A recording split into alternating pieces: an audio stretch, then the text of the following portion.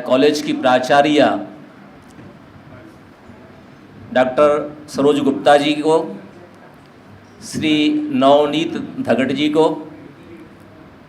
और श्रद्धा श्रीवास्तव जी, हम सब इनकी कहानियाँ उन्हीं के मुख से सुनेंगे। तो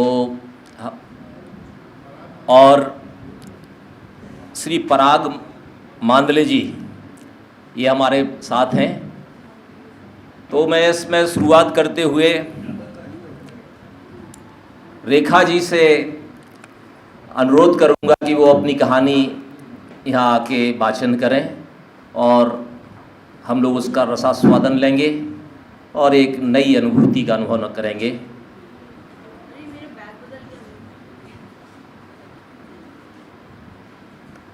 जब कहानी की बात चल रही थी और किसी ने पूछा था तो हमारे विवेक मिश्र जी ने जवाब दिया था कि जिस कहानी में कोई कन्फ्लिक्ट ना हो, विवाद ना हो, कहानी किस काम की। तो जब भी कहानी की बात आती है तो हमें एक गाना याद आता है। हमें जाने के फिल्मी जो गाने हैं उनमें दर्शन भी दिखाई देता है और आध्यात्म भी और साहित्य भी। तो कहानी के ऊपर से एक गाना याद आया, वो उदित नारायण और अलका याग्निक जी का है कि मैं कहूँगा मुझे तुमसे मोहब्बत है तो क्या कहोगी। तो कहती है तुम इसको थोड़ा सजा के कहते, जरा घुमा फिरा के कहते तो अच्छा होता। तो जो भी बात है उसको थोड़ा सजा के और घुमा फिरा के आप कहोगे तो कहानी बन जाएगी। आइए रेखा जी, स्वागत है आपका।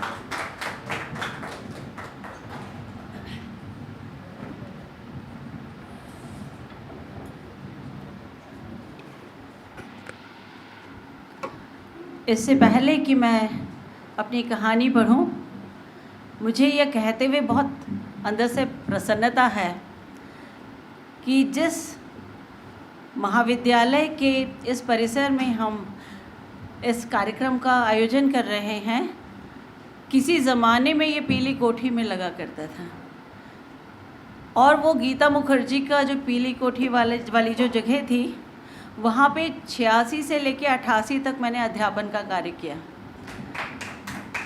तो आप सोच सकते हैं कि जब जिस महाविद्यालय से आप पढ़े हैं वहाँ से आप HOD होके निकलें, या जिस महाविद्यालय में आपने पढ़ाया हो वहाँ पे आप इस तरह से अपनी रचना का पाठ करने के लिए आएँ, तो ये मेरे लिए बहुत संतोष की, आनंद की और गर्व की बात है। और इसलिए मैं इस परिसर या इस महाविद्यालय की आभारी हूँ। अब मैं अपनी कहानी सुनाती हूँ। चूँकि कहा गया है कि 10-12 मिनट तक ही, क्यों श्रद्धा 10-12 मिनट, भाई 12 का भी 10 हो गया।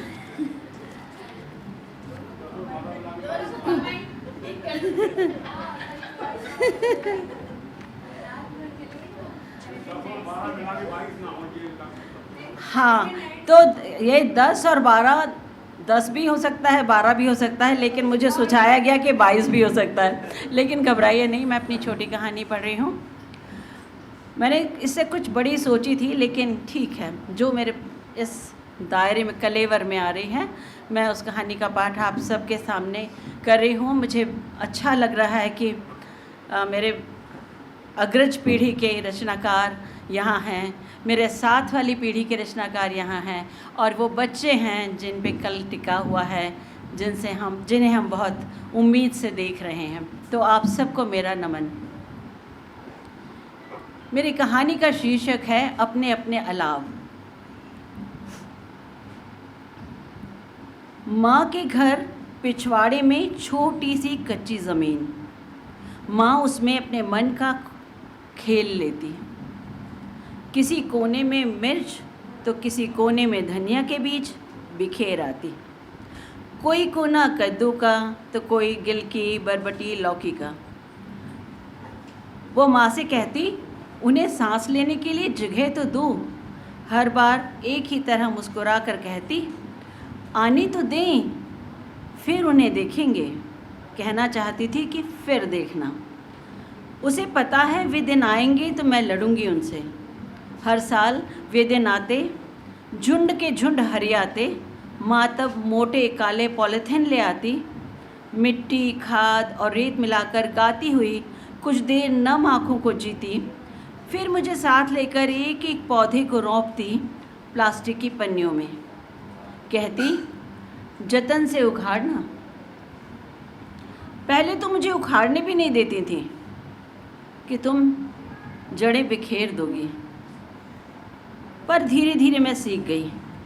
आसपास कुछ मिट्टी ज़रूर रखना, पौधे को अपनी जगह का एहसास दिलाए रखना होता है ना। पौधे तैयार होते धीरे धीरे और उनके विदा होने का दिन आ जाता।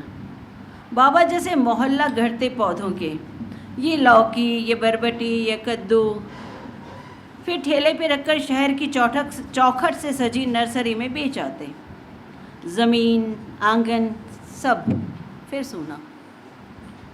माँ मिट्टी मिलाती, कहती अभी उसे अपने पे रहने दो, उसे अपने पे आने दो, पीछे मत जाना। वक्त जाते जाते धरती पुराना रूप लेने लगती, तब तक फूलों की बारी आ जाती।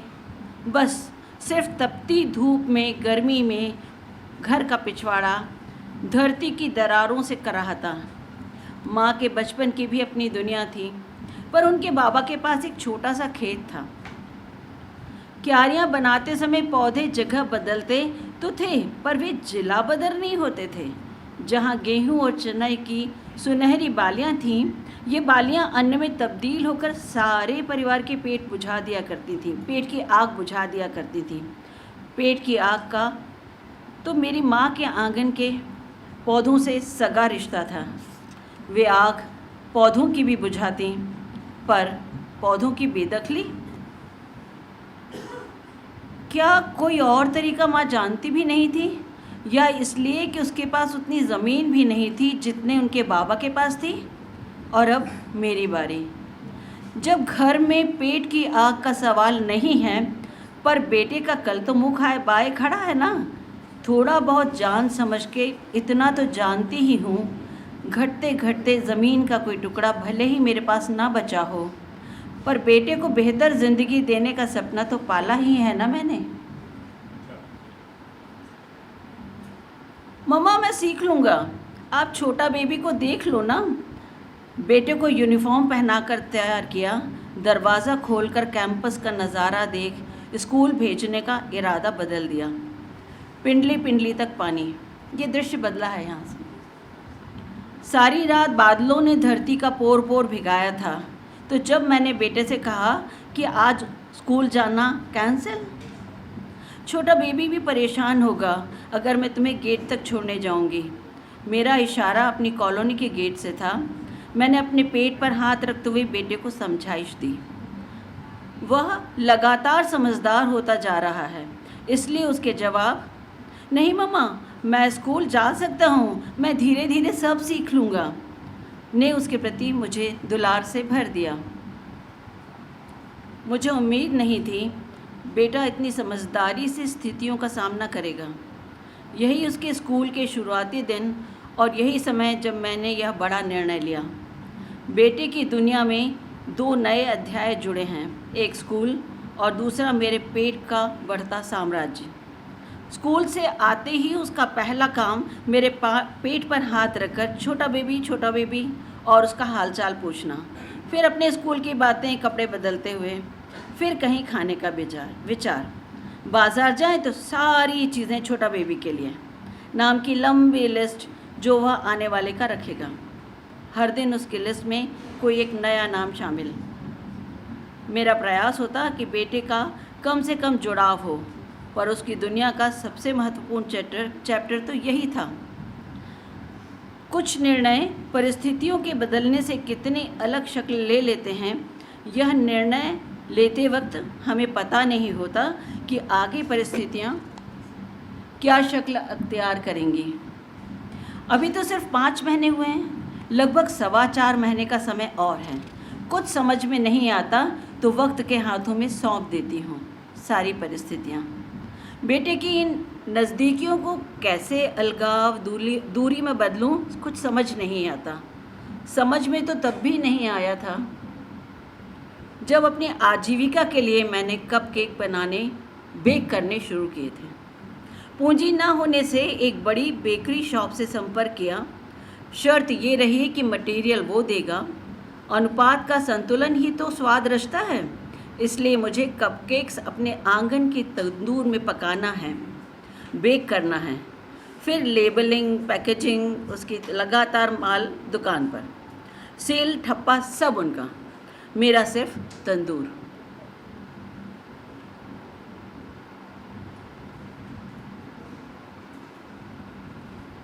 जहाँ पकना है कपकेक्स। अपने बच्चे को कभी समझा ही नहीं पाई, बेटा ये कपकेक्स अपने हिस्से के नहीं। वह जब तक जिद कर ही लेता, उसे शायद कल समझ आ जाए जब वह बड़ा हो जाए कि तंदूर की भूमिका क्या होती है और सील ठप्पों के अधिकार क्या होते हैं। निर्णय चाहे बेकरी का हो या इस नए बच्चे का, हम पति पत्नी ने सोच समझ कर यह निर्णय लिया था। इसलिए जब दूर पड़ोस की सहेली ने मुझसे साझा किया कि वह अपने घर की छत की कामना में उसने अपने पेट की खाली जगह किराए पर दे दी थी, चाहो तो तुम भी दे सकती हो, तो मुझे अपने बेटे के भविष्य की नींव मजबूत करने का विचार आया था। थोड़े असमंजस संशय के बीच पसरा सन्नाटा धीरे धीरे छट गया था, क्योंकि दोनों को अपने बेटे के चेहरे की मुस्कुराहट जिंदा रखने का यह तरीका इसलिए ठीक लगा था कि 1 साल की ही तो बात है और डॉक्टर कहती है कि 21 से 40 की उम्र के बीच यह काम कम से कम 3 बार किया जा सकता है। तुम्हारे पास एक सुंदर स्वस्थ बच्चा है, सारी शर्तें पूरी होती हैं। तुम्हारी कोख में पनप जाए बच्चा तो पैसे की पहले किश्त तुम्हारी हथेली में। तो करूं मैं कुबेर नाथ जी से बात। नाथ दंपत्ति से एग्रीमेंट की तमाम शर्तें हमें अपने फ़ायदे की लगी थी। भरण पोषण, देखभाल, दवाई, मेडिकल सब उनका, 3 किश्तों में पैसों की भरपाई, काम की पूर्णता के प्रतिशत के हिसाब से। बस एक शर्त बहुत नागवार गुजरी थी कि इतने वक्त आपको हमारे ही घर में रहना होगा। पर तब तक मेरा पति और बच्चा, उनकी खामोशी में जवाब शामिल था। यह तो सोचा ही नहीं था। मैं अड़ी रही, बच्चे और पति के बिना नहीं। हाँ, मैं अपने ही घर में आपके लिए। तब यह समझ नहीं आया था कि मेरा अपना बेटा इस तरह जुड़ जाएगा छोटा बेबी से और नया प्रश्न अपने जवाब ही नहीं खोज पाएगा। एग्रीमेंट करते समय कहाँ समझ आया था कि पति और बेटे पर क्या क्या और कैसी कैसी शर्तें लागू होंगी। ये कोई कपकेक्स तो है नहीं कि मैं अपने बच्चे को बहला लूँ या बाज़ार से कोई दूसरा खरीद के ला दूँ। और पति, जब नाथ दंपत्ति से वादा किया था आपके बच्चे को सहेज कर रखूँगी, तो कहाँ लिखा था कि मैं अपने भीतर पति का प्रवेश वर्जित कर दूँगी। पर अतिरिक्त सावधानी ने, अपने बच्चे के हिस्से के पैसे की चिंता ने पति को धीरे धीरे अपने से दूर करने का काम अनजाने में भले ही मैंने कर दिया। जबकि माँ बनने की प्रक्रिया में पहले एक बार 9 महीने शामिल रह चुकी थी और तब सब कुछ सहज था, बस थोड़ा संभलते हुए। बात सिर्फ इतनी कहाँ थी, पति की दूरी की दूसरी वजह इससे भी महत्वपूर्ण थी। पहले के पैसे की जितनी सहजता से पति के हाथ में रख दी थी, दूसरी नहीं रख पाई। पहले किश्त की छोटी पूंजी पति ने अपने छोटे मोटे कमीशन बेस्ड काम में खपा दी थी। रोलिंग में है, पर पैसे हाथ से बिला गए थे। इस बात ने मुझे चौकन्ना कर दिया। अपने बच्चे के साथ कोई कॉम्प्रोमाइज़ मुझे गवारा नहीं था, इसलिए दूसरी किश्त आते आते मैंने चेक पर साइन करने से इनकार कर दिया। पैसा और देह दोनों ही पति की इज्जत से बाहर हो गई। यह सब कहाँ लिखा जा सका था एग्रीमेंट में। रिश्तों की ऐसी परिभाषा हम दोनों ने पहले कभी नहीं गढ़ी थी। घूरती आंखों का लगातार सामना हो रहा था। कभी मदहोशी की गंध के साथ पति का घर लौटना, शरीर पर कब्जे की ख्वाहिश और मेरा परे ढकेलना। हम दोनों ने भीतर ही भीतर समय के कैलेंडर पर दिन रात 10-10 बार क्रॉस लगाए, पर समय ने हमारी बात सुनी ही कहाँ थी। यूँ नौवा लग चुका था और कुछ निश्चिंता भी थी। बस महीना सवी महीना और बेटा बाकी स्थितियों से बेखबर मेरे पेट में छोटा बेबी का फुटबॉल खेलना देख रहा था, महसूस कर रहा था, खुश था। अपना क्लाइमैक्स इस तरह रचेगा मुझे अंदाज़ा नहीं था। धुत लौटने की आदत बन चुकी थी पति की। उन्होंने मुझे पाना चाहा, मेरा समझाना काम नहीं आया कि बस ज़रा से दिन सब्र कर लो, यह अमानत है किसी की। पति मुझे पाने और मैं अपने को बचाने हाथापाई में ही नहीं उलझे। बेख्याली या गुस्से में पति की जोरदार लात मेरे पेट पर। सारी एहतियात धरी की धरी रह गई। तेज़ पेट दर्द और कुछ हल्का सा रिसाव एक साथ महसूस किया। अनहोनी की आहट कहीं आसपास थी। एक के बाद एक मैंने 3 फ़ोन घनघनाए। पहला डॉक्टर को, दूसरा नाथ जी को और तीसरा कांपते हाथों से 100 नंबर डायल किया। आँखों में आंसू थे, पता नहीं पीड़ा कहाँ थी। मैंने कैब बुक की। बेटा, छोटा बेबी, बैग, कुछ कपड़े, पैसे, ATM कार्ड। कैब ने गति पकड़ ली थी अस्पताल की ओर और मैं पीछे मुड़कर देख नहीं सकी। धन्यवाद।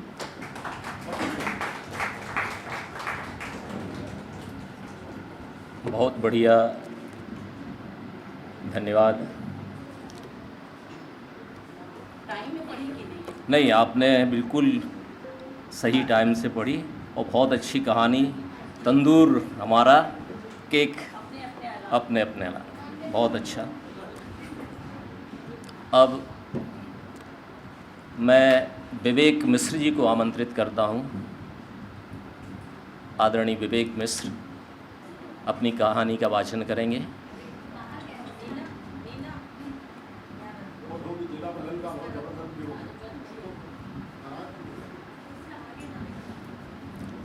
तो मैं अब पराग जी को आमंत्रित करता हूँ। पराग मांदले जी आए और अपनी कहानी का वाचन करें।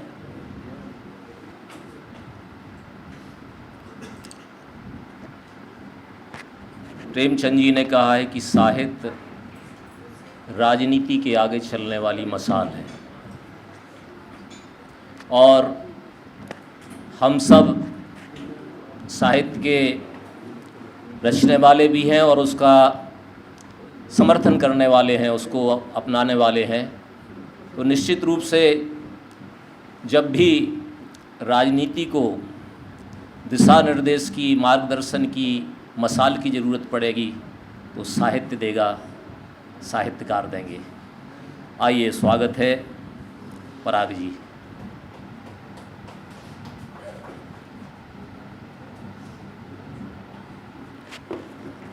सभी को नमस्कार। दरअसल जैसे ये घोषणा हुई 10-12 मिनट की तो मैं भीतर से काँप गया, क्योंकि छोटी कहानियाँ बहुत कम लिख पाता हूँ। तो मैं सोच रहा था कौन सी कहानी पढ़ूं, लेकिन पलाश जी का आग्रह है तो उनके आग्रह पर एक कहानी पढ़ रहा हूँ जिसका शीर्षक है दूर है मंजिल अभी।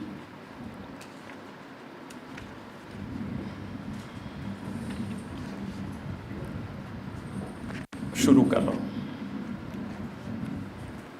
बाबा पागल तो नहीं हो गए हैं?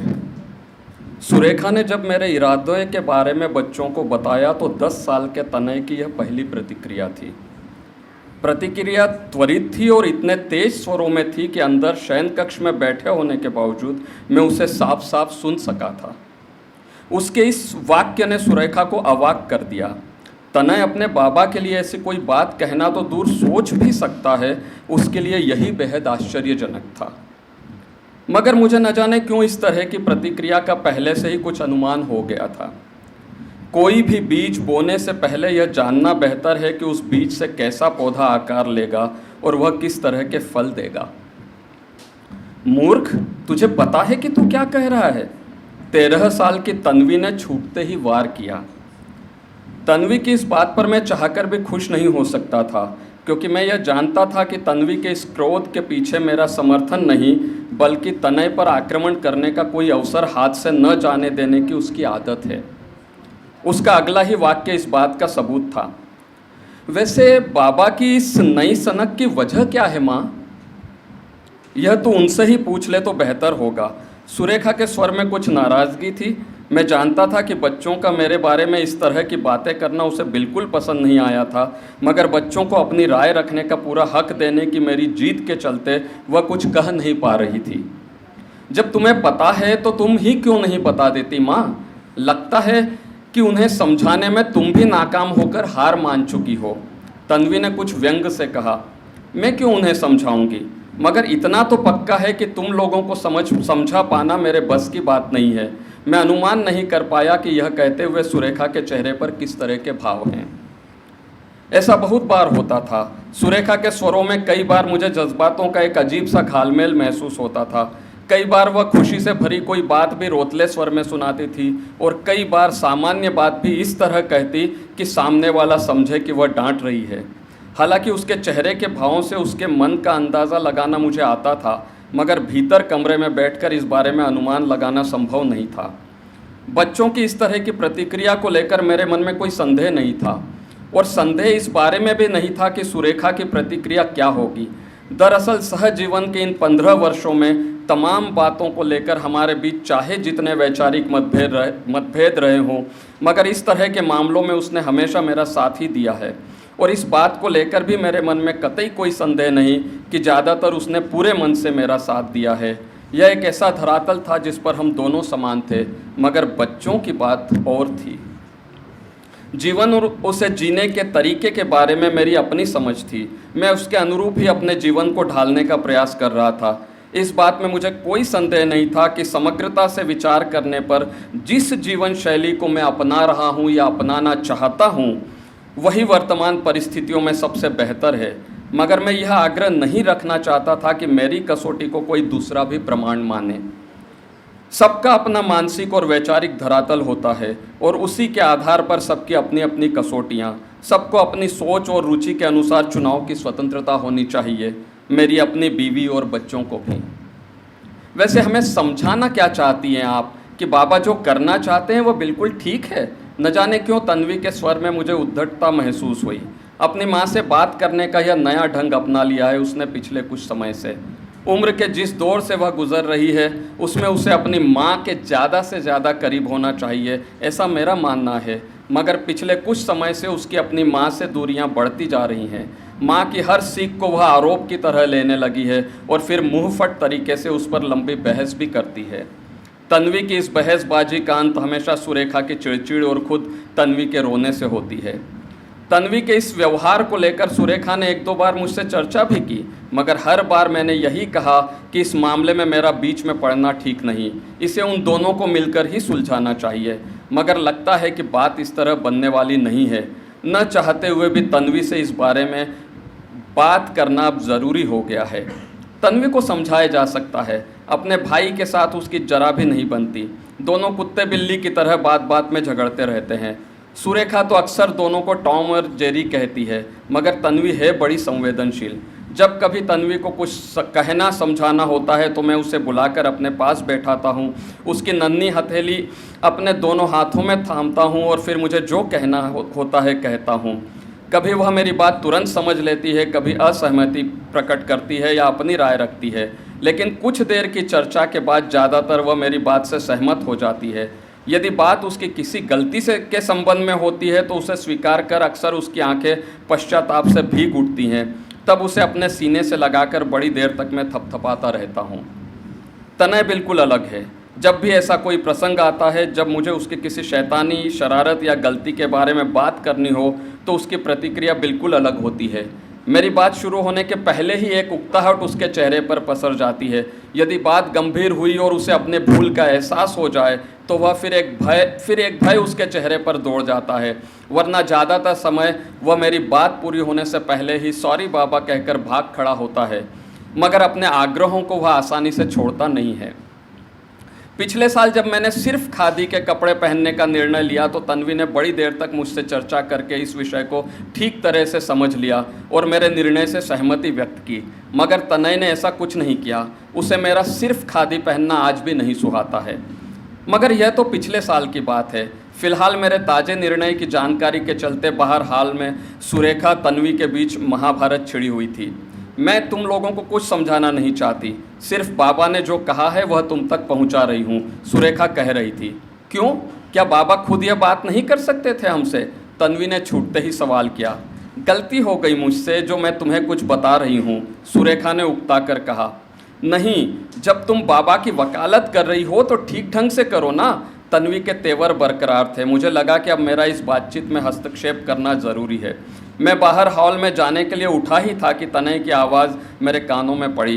क्या यह ज़रूरी है माँ कि तुम बाबा का हर उल्टी सीधी बात में साथ दो? क्या मतलब है तुम्हारा? सुरेखा ने कुछ तेश में पूछा। देखती नहीं दूसरों के बाबा कैसे स्टाइलिश कपड़े पहनते हैं और हीरो जैसे दिखते हैं, और हमारे बाबा हैं कि अभी से बूढ़ों जैसे कपड़े पहनते हैं, और उन्हें मना करने की जगह तुम भी उनकी नकल करने लगी हो। सुरेखा कुछ कहना चाहती थी मगर मुझे हॉल में आते देख चुप हो गई।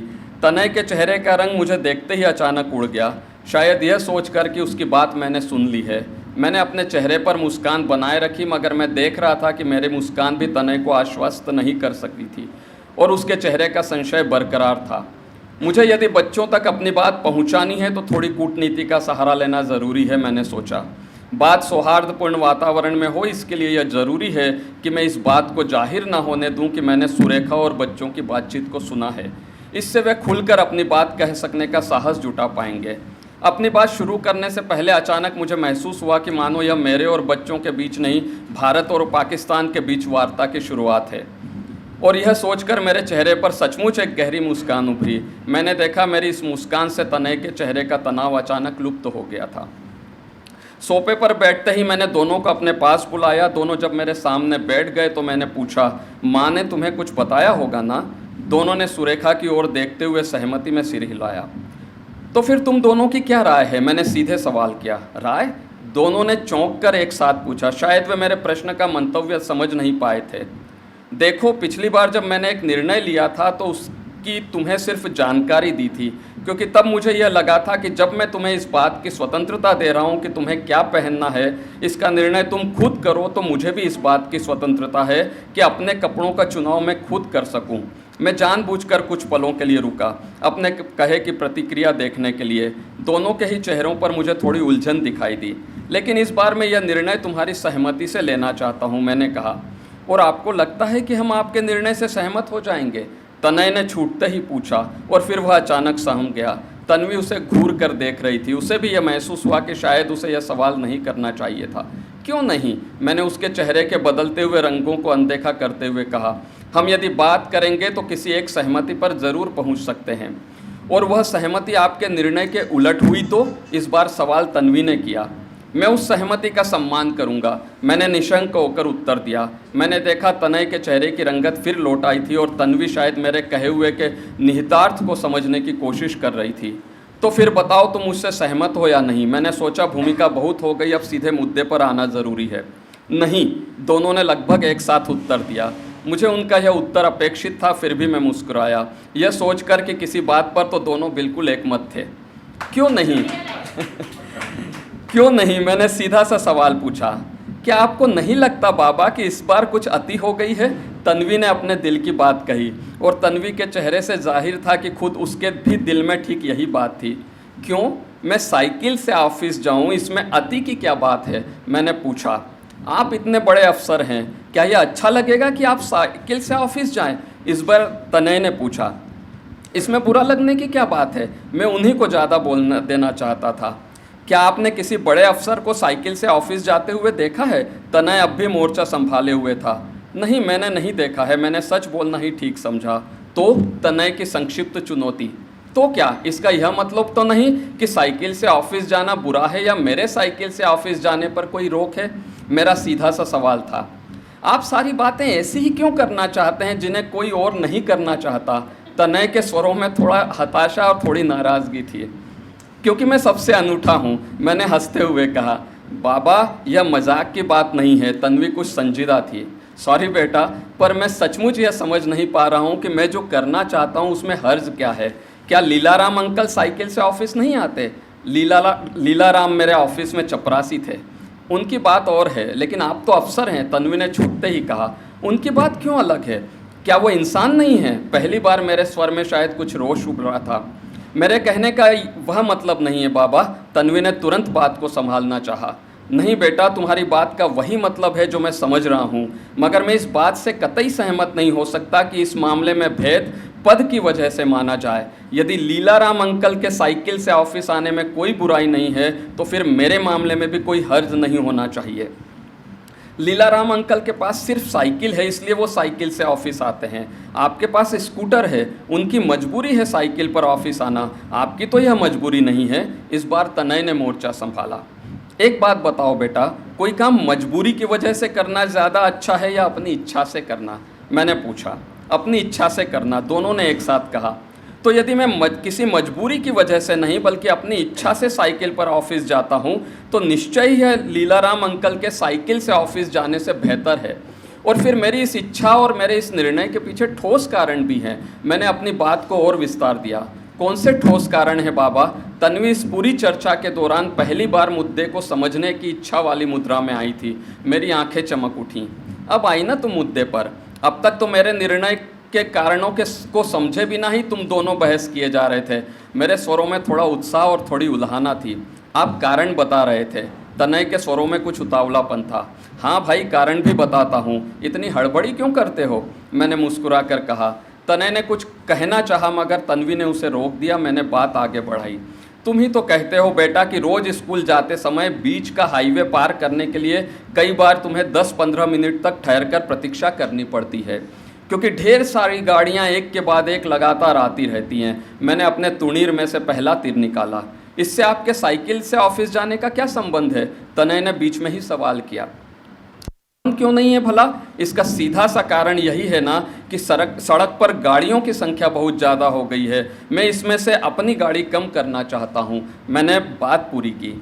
आपका एक स्कूटर कम हो जाने से कौन सा फ़र्क पड़ जाएगा बाबा? तन्वी ने तुरंत पूछा। उसके स्वर में उपहास की छौंक थी। किसी को तो शुरुआत करनी ही पड़ेगी ना बेटा। आज मैं करूँगा, कल और लोग भी करेंगे, इसी तरह तो बदलाव आएगा। मैंने शांति से कहा। बस यही एक कारण है? तनय के स्वरों में उपहास और उतावलापन दोनों था। नहीं, यही एक कारण नहीं है। मैं साइकिल से ऑफिस जाऊंगा तो पेट्रोल की खपत कम होगी, इससे पैसों की भी बचत होगी और थोड़ा प्रदूषण भी कम होगा या नहीं? मैंने पूछा। हाँ बाबा, यह बात तो आपकी ठीक है। क्या इसके अलावा भी कोई कारण है? मेरी बात से सहमति जताते हुए तन्वी ने पूछा। मैंने तुरंत राहत की सांस ली। पर्यावरण और प्रदूषण के विभिन्न प्रकारों के बारे में मैं बच्चों से पहले भी कई बार चर्चा कर चुका था, इसलिए उनके लिए यह विषय अनजाने नहीं थे। इसलिए मेरी बात का अर्थ उन्हें तुरंत ध्यान में आया। हाँ, एक कारण और है। ऑफिस से साइकिल जाऊंगा तो इस बहाने मेरा थोड़ा व्यायाम भी हो जाएगा। सेहत की दृष्टि से साइकिल चलाना बहुत अच्छा व्यायाम माना जाता है। मैंने मुस्कुरा कर कहा।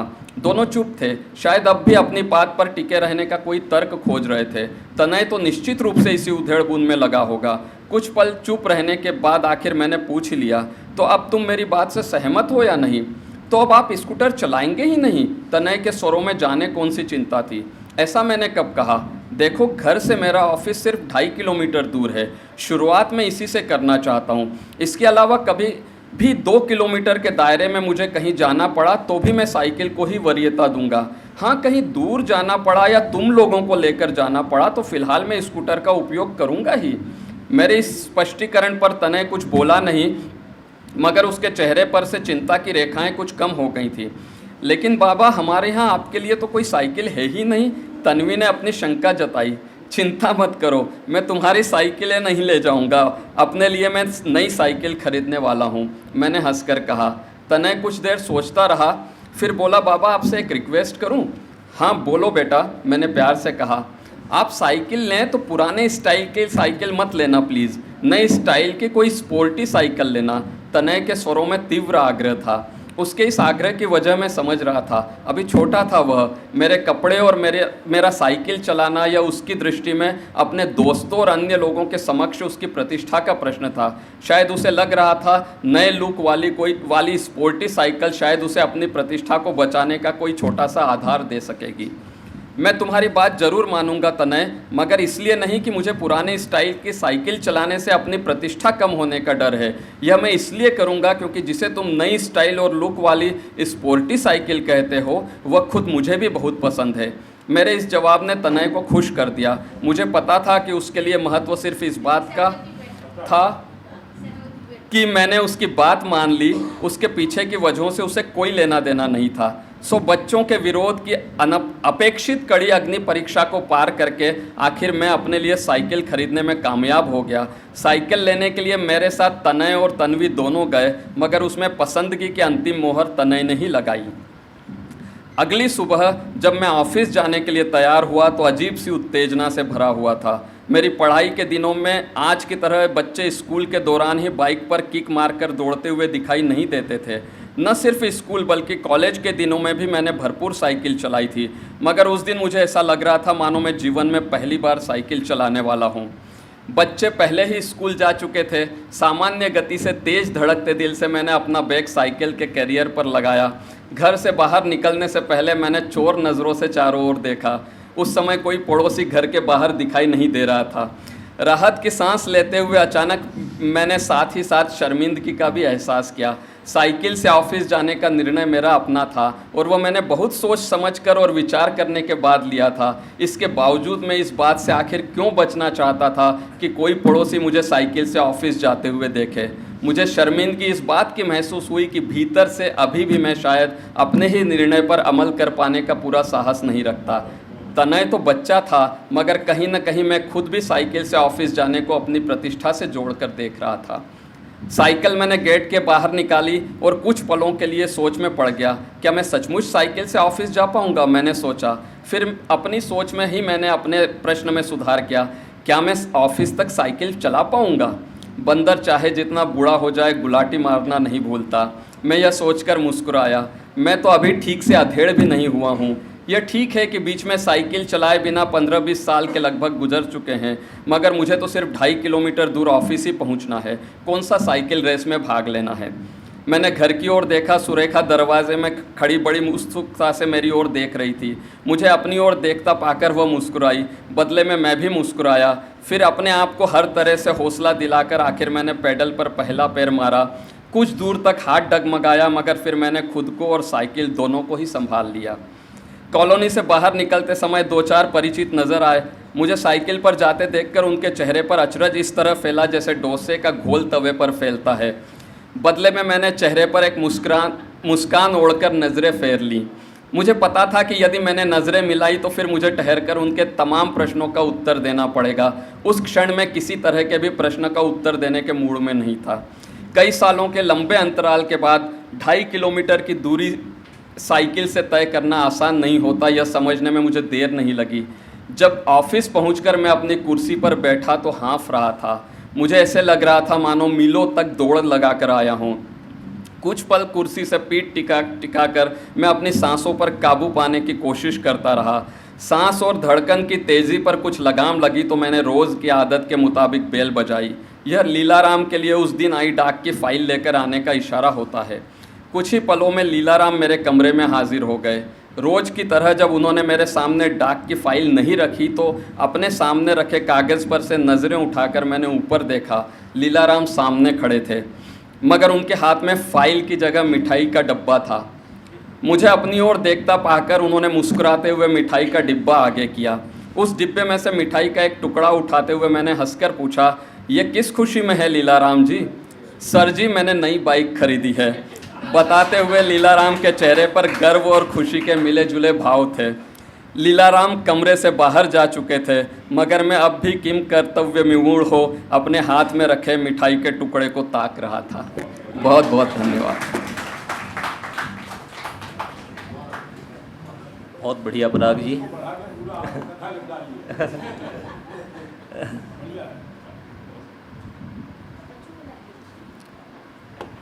पीढ़ियों के बीच की उधेड़न और खुद के अंदर का दो भाव जो है, दिखाना कुछ और अंदर से कुछ और, बहुत अच्छा चित्रित किया आपने। नीदरलैंड में एक साइकिल वाला ट्रैक ही अलग है। वहाँ के जितने भी अधिकारी हैं, इवन जो सरकार के मुखिया भी हैं, वो सभी साइकिल से जाते हैं। तो ये बात अलग है कि अपने हिंदुस्तान में साइकिल से जाना उतना अच्छा नहीं समझा जाता, लेकिन है ऐसा। तो यहाँ भी जागरूकता में समय लगेगा। अब मैं विवेक जी को आमंत्रित करता हूँ, वो अपनी कहानी सुनाएं और निश्चित रूप से तालियों से स्वागत करें। हम सबका बहुत ही उत्सुकता है, एक्साइटमेंट है। आइए विवेक जी।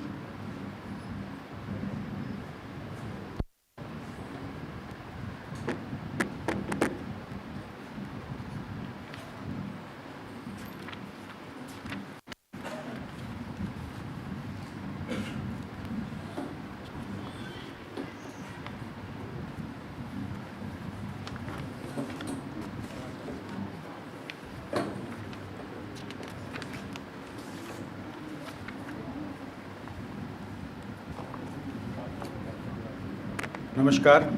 बहुत अच्छी कहानी, इतनी प्यारी कहानी।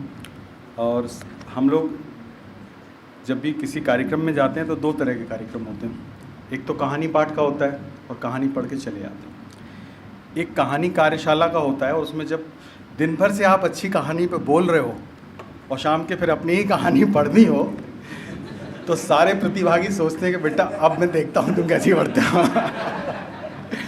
तो ऐसा होता है कि अपनी ही कसौटी कई बार अपने पे भारी पड़ जाती है। मैं एक छोटी सी कहानी, क्योंकि हम लोग सुबह से हैं तो मैं छोटी सी कहानी दे रहा हूँ। कहानी का शीर्षक है घड़ा। और निश्चित ही आप इसके संदर्भ से जुड़ेंगे। बेटी बचाओ का नारा पूरे देश में बहुत तेज़ी से गूंज रहा है, हर जगह दीवारों पे लिखा होता है, लेकिन कितना हकीकत में है हम सब देखते हैं। घड़ा कहानी। विशाल उठकर बिस्तर पर बैठ गए। विशाल उठकर बिस्तर पर बैठ गए। उनके माथे पर पसीने की बूंदें चमक रही थीं। वह तेज़ी से बेडरूम से निकलकर ड्राइंग रूम में आ गए। शीतल फ़ोन पर बात करने में व्यस्त थी। विशाल ने कमरे के कोने में रखे घड़े को उठाया और ड्राइंग रूम से निकलकर लॉन में आ गए। शीतल भी विशाल के पीछे पीछे बाहर आ गई। वह उनसे कुछ कह पाती कि तब तक विशाल ने उस बड़े राजस्थानी घड़े को, जिस पर कच्चे पर चटक रंगों के फूल, पत्तियां और बेल बूटे बने थे, जोर से ज़मीन पर दे मारा। विशाल हाँफ रहे थे और शीतल उनकी बाँह पकड़े हथप्रभ खड़ी देख रही थी। घड़े के छोटे छोटे टुकड़े लॉन में बिखर गए थे। विशाल हाँफ रहे थे और शीतल उनकी बाँह पकड़े हथप्रभ देख रही थी। घड़े के छोटे छोटे टुकड़े लॉन में बिखर गए थे। आज जब विशाल घर लौटे थे तब तो वे बहुत खुश थे और शीतल का हाल जानने के लिए बहुत उत्सुक लग रहे थे। उन्होंने घर आते ही पूछा था, क्या कहा डॉक्टर ने? कैसा है बेबी? सब नॉर्मल तो है ना? शीतल ने आश्वस्ति के भाव चेहरे पर लाते हुए कहा था, हाँ सब ठीक ही है। वज़न, ब्लड प्रेशर और आज अल्ट्रासाउंड भी करवाया। सचमुच विशाल, कैसा विचित्र अनुभव है अपने ही भीतर पलते बच्चे की तस्वीर स्क्रीन पर देखना।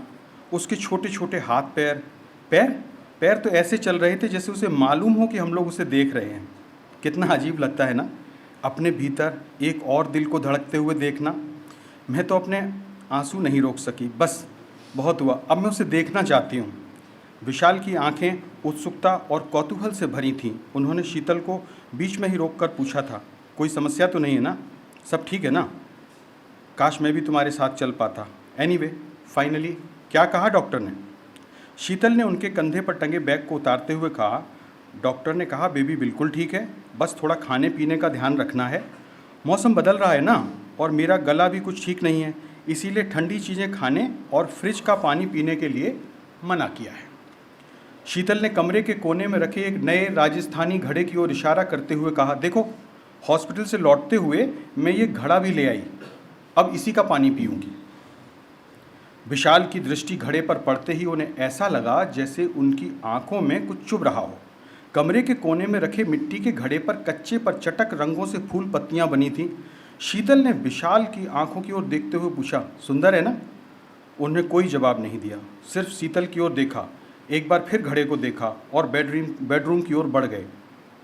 उनके पीछे शीतल भी बेडरूम में आ गई। शीतल ने सीधा सवाल किया, क्या हुआ तुम्हें?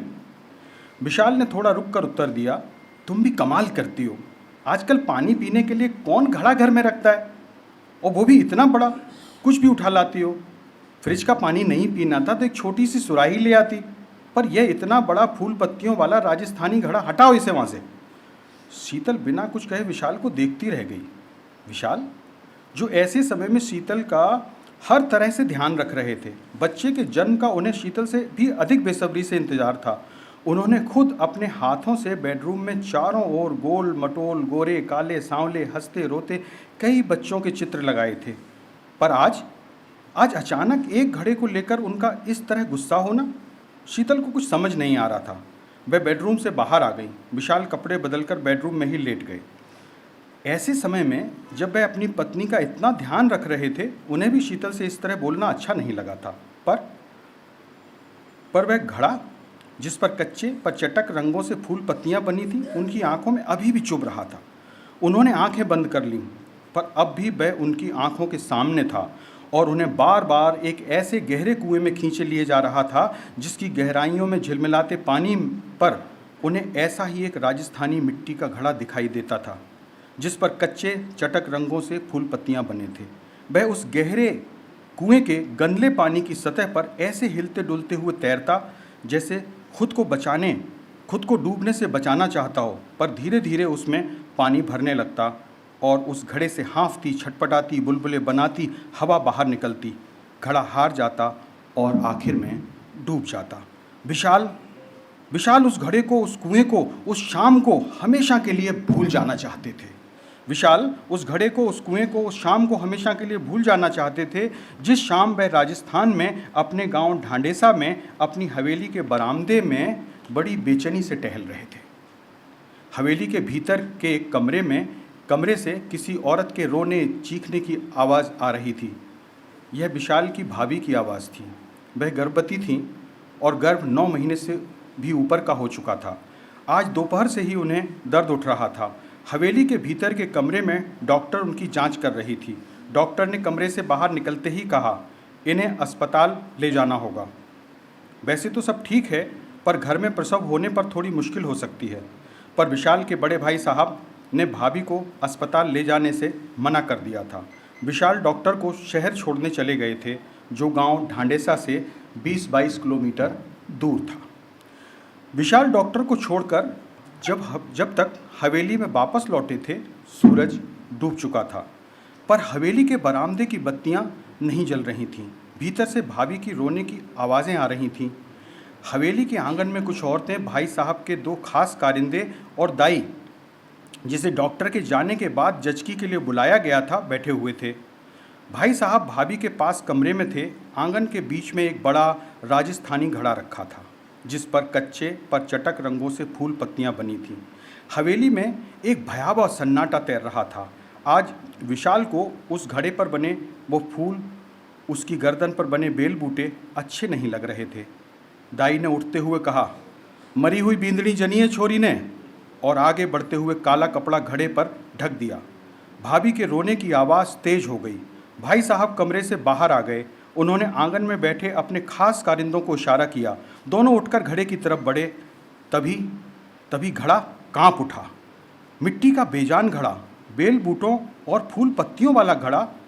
विशाल सोच रहा था, क्या किसी और ने भी उस घड़े को कांपते हुए देखा है?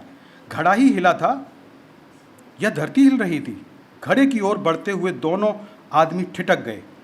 घड़ा फिर हिला और लुढ़क गया। घड़े में भरा सफ़ेद घर का पिसा दरदरा नमक फर्श पर फैल गया और 2 नन्ही नमक में सनी मुट्ठियां घड़े से बाहर निकल आईं। भाभी जो कमरे की चौखट से टिकी रो रही थीं, उनकी आंखें ऊपर चढ़ गईं। अब उनकी चीखें दहाड़ों में बदलने लगी थीं। विशाल को लगा जैसे हवेली की दीवारें उनकी दहाड़ों से थर-थर कांप रही हैं। वह घड़े से बाहर झांकती नन्ही मुट्ठियों को घड़े से बाहर खींचकर सीने से लगा लेना चाहती हैं। वह उन्हें पकड़ने के लिए बढ़ी भी, पर कमरे की चौखट को छोड़ते ही आंगन के फर्श पर मुंह के बल गिर पड़ी। उनकी मुंह से निकली चीख कई विचित्र सी ध्वनियों में टूट गई। वह यदि कुछ साफ साफ बोल पाती तो यही कहती, मार डाला मेरी बच्ची को। लेकिन उस ध्वनि को समेटकर जोड़ा नहीं जा सकता था, क्योंकि अब वह असंख्य टुकड़ों में बंटकर आंगन में तैरती हुई हवेली के बाहर पसरे अंधेरे में विलीन हो गई थी। पर उसके कुछ बारीक रेशे अब भी हवेली की दीवारों से टकराकर उन्हें झंझना रहे थे। फर्श पर फैला नमक आंगन में खड़े लोगों की आंखों में चुभ रहा था। सब अंधे गूंगे बहरे बने खड़े देख रहे थे। अगर कुछ बोल रहा था तो वे थीं 2 नन्ही नन्ही नमक में सनी घड़े के मुंह से बाहर झांकती मुट्ठियाँ।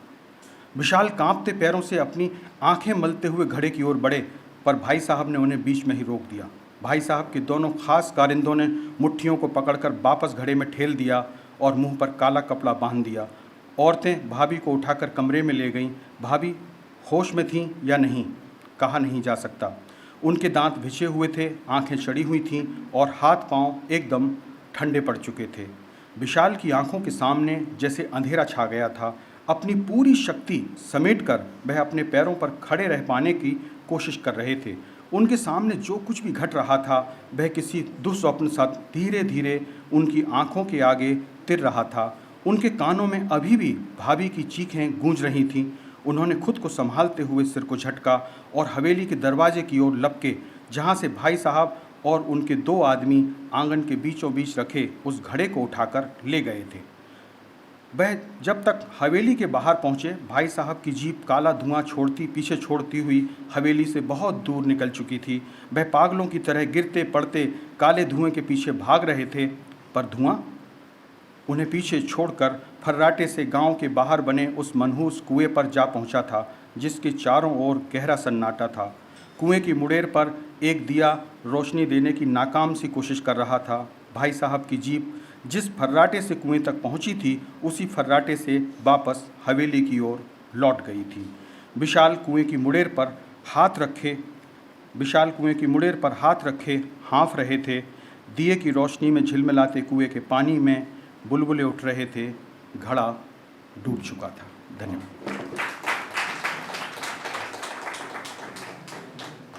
बहुत अच्छी कहानी। बिना कहे कन्या शिशु की जो अवस्था है, जो उसके साथ हुआ, बिना शब्दों से सीधे कहे संकेतों द्वारा कहना एक अपने आप में बहुत बड़ी बात है। मैं अब शरद सिंह जी को आमंत्रित करता हूं कि वो अपनी कहानी का वाचन करें। शरद जी।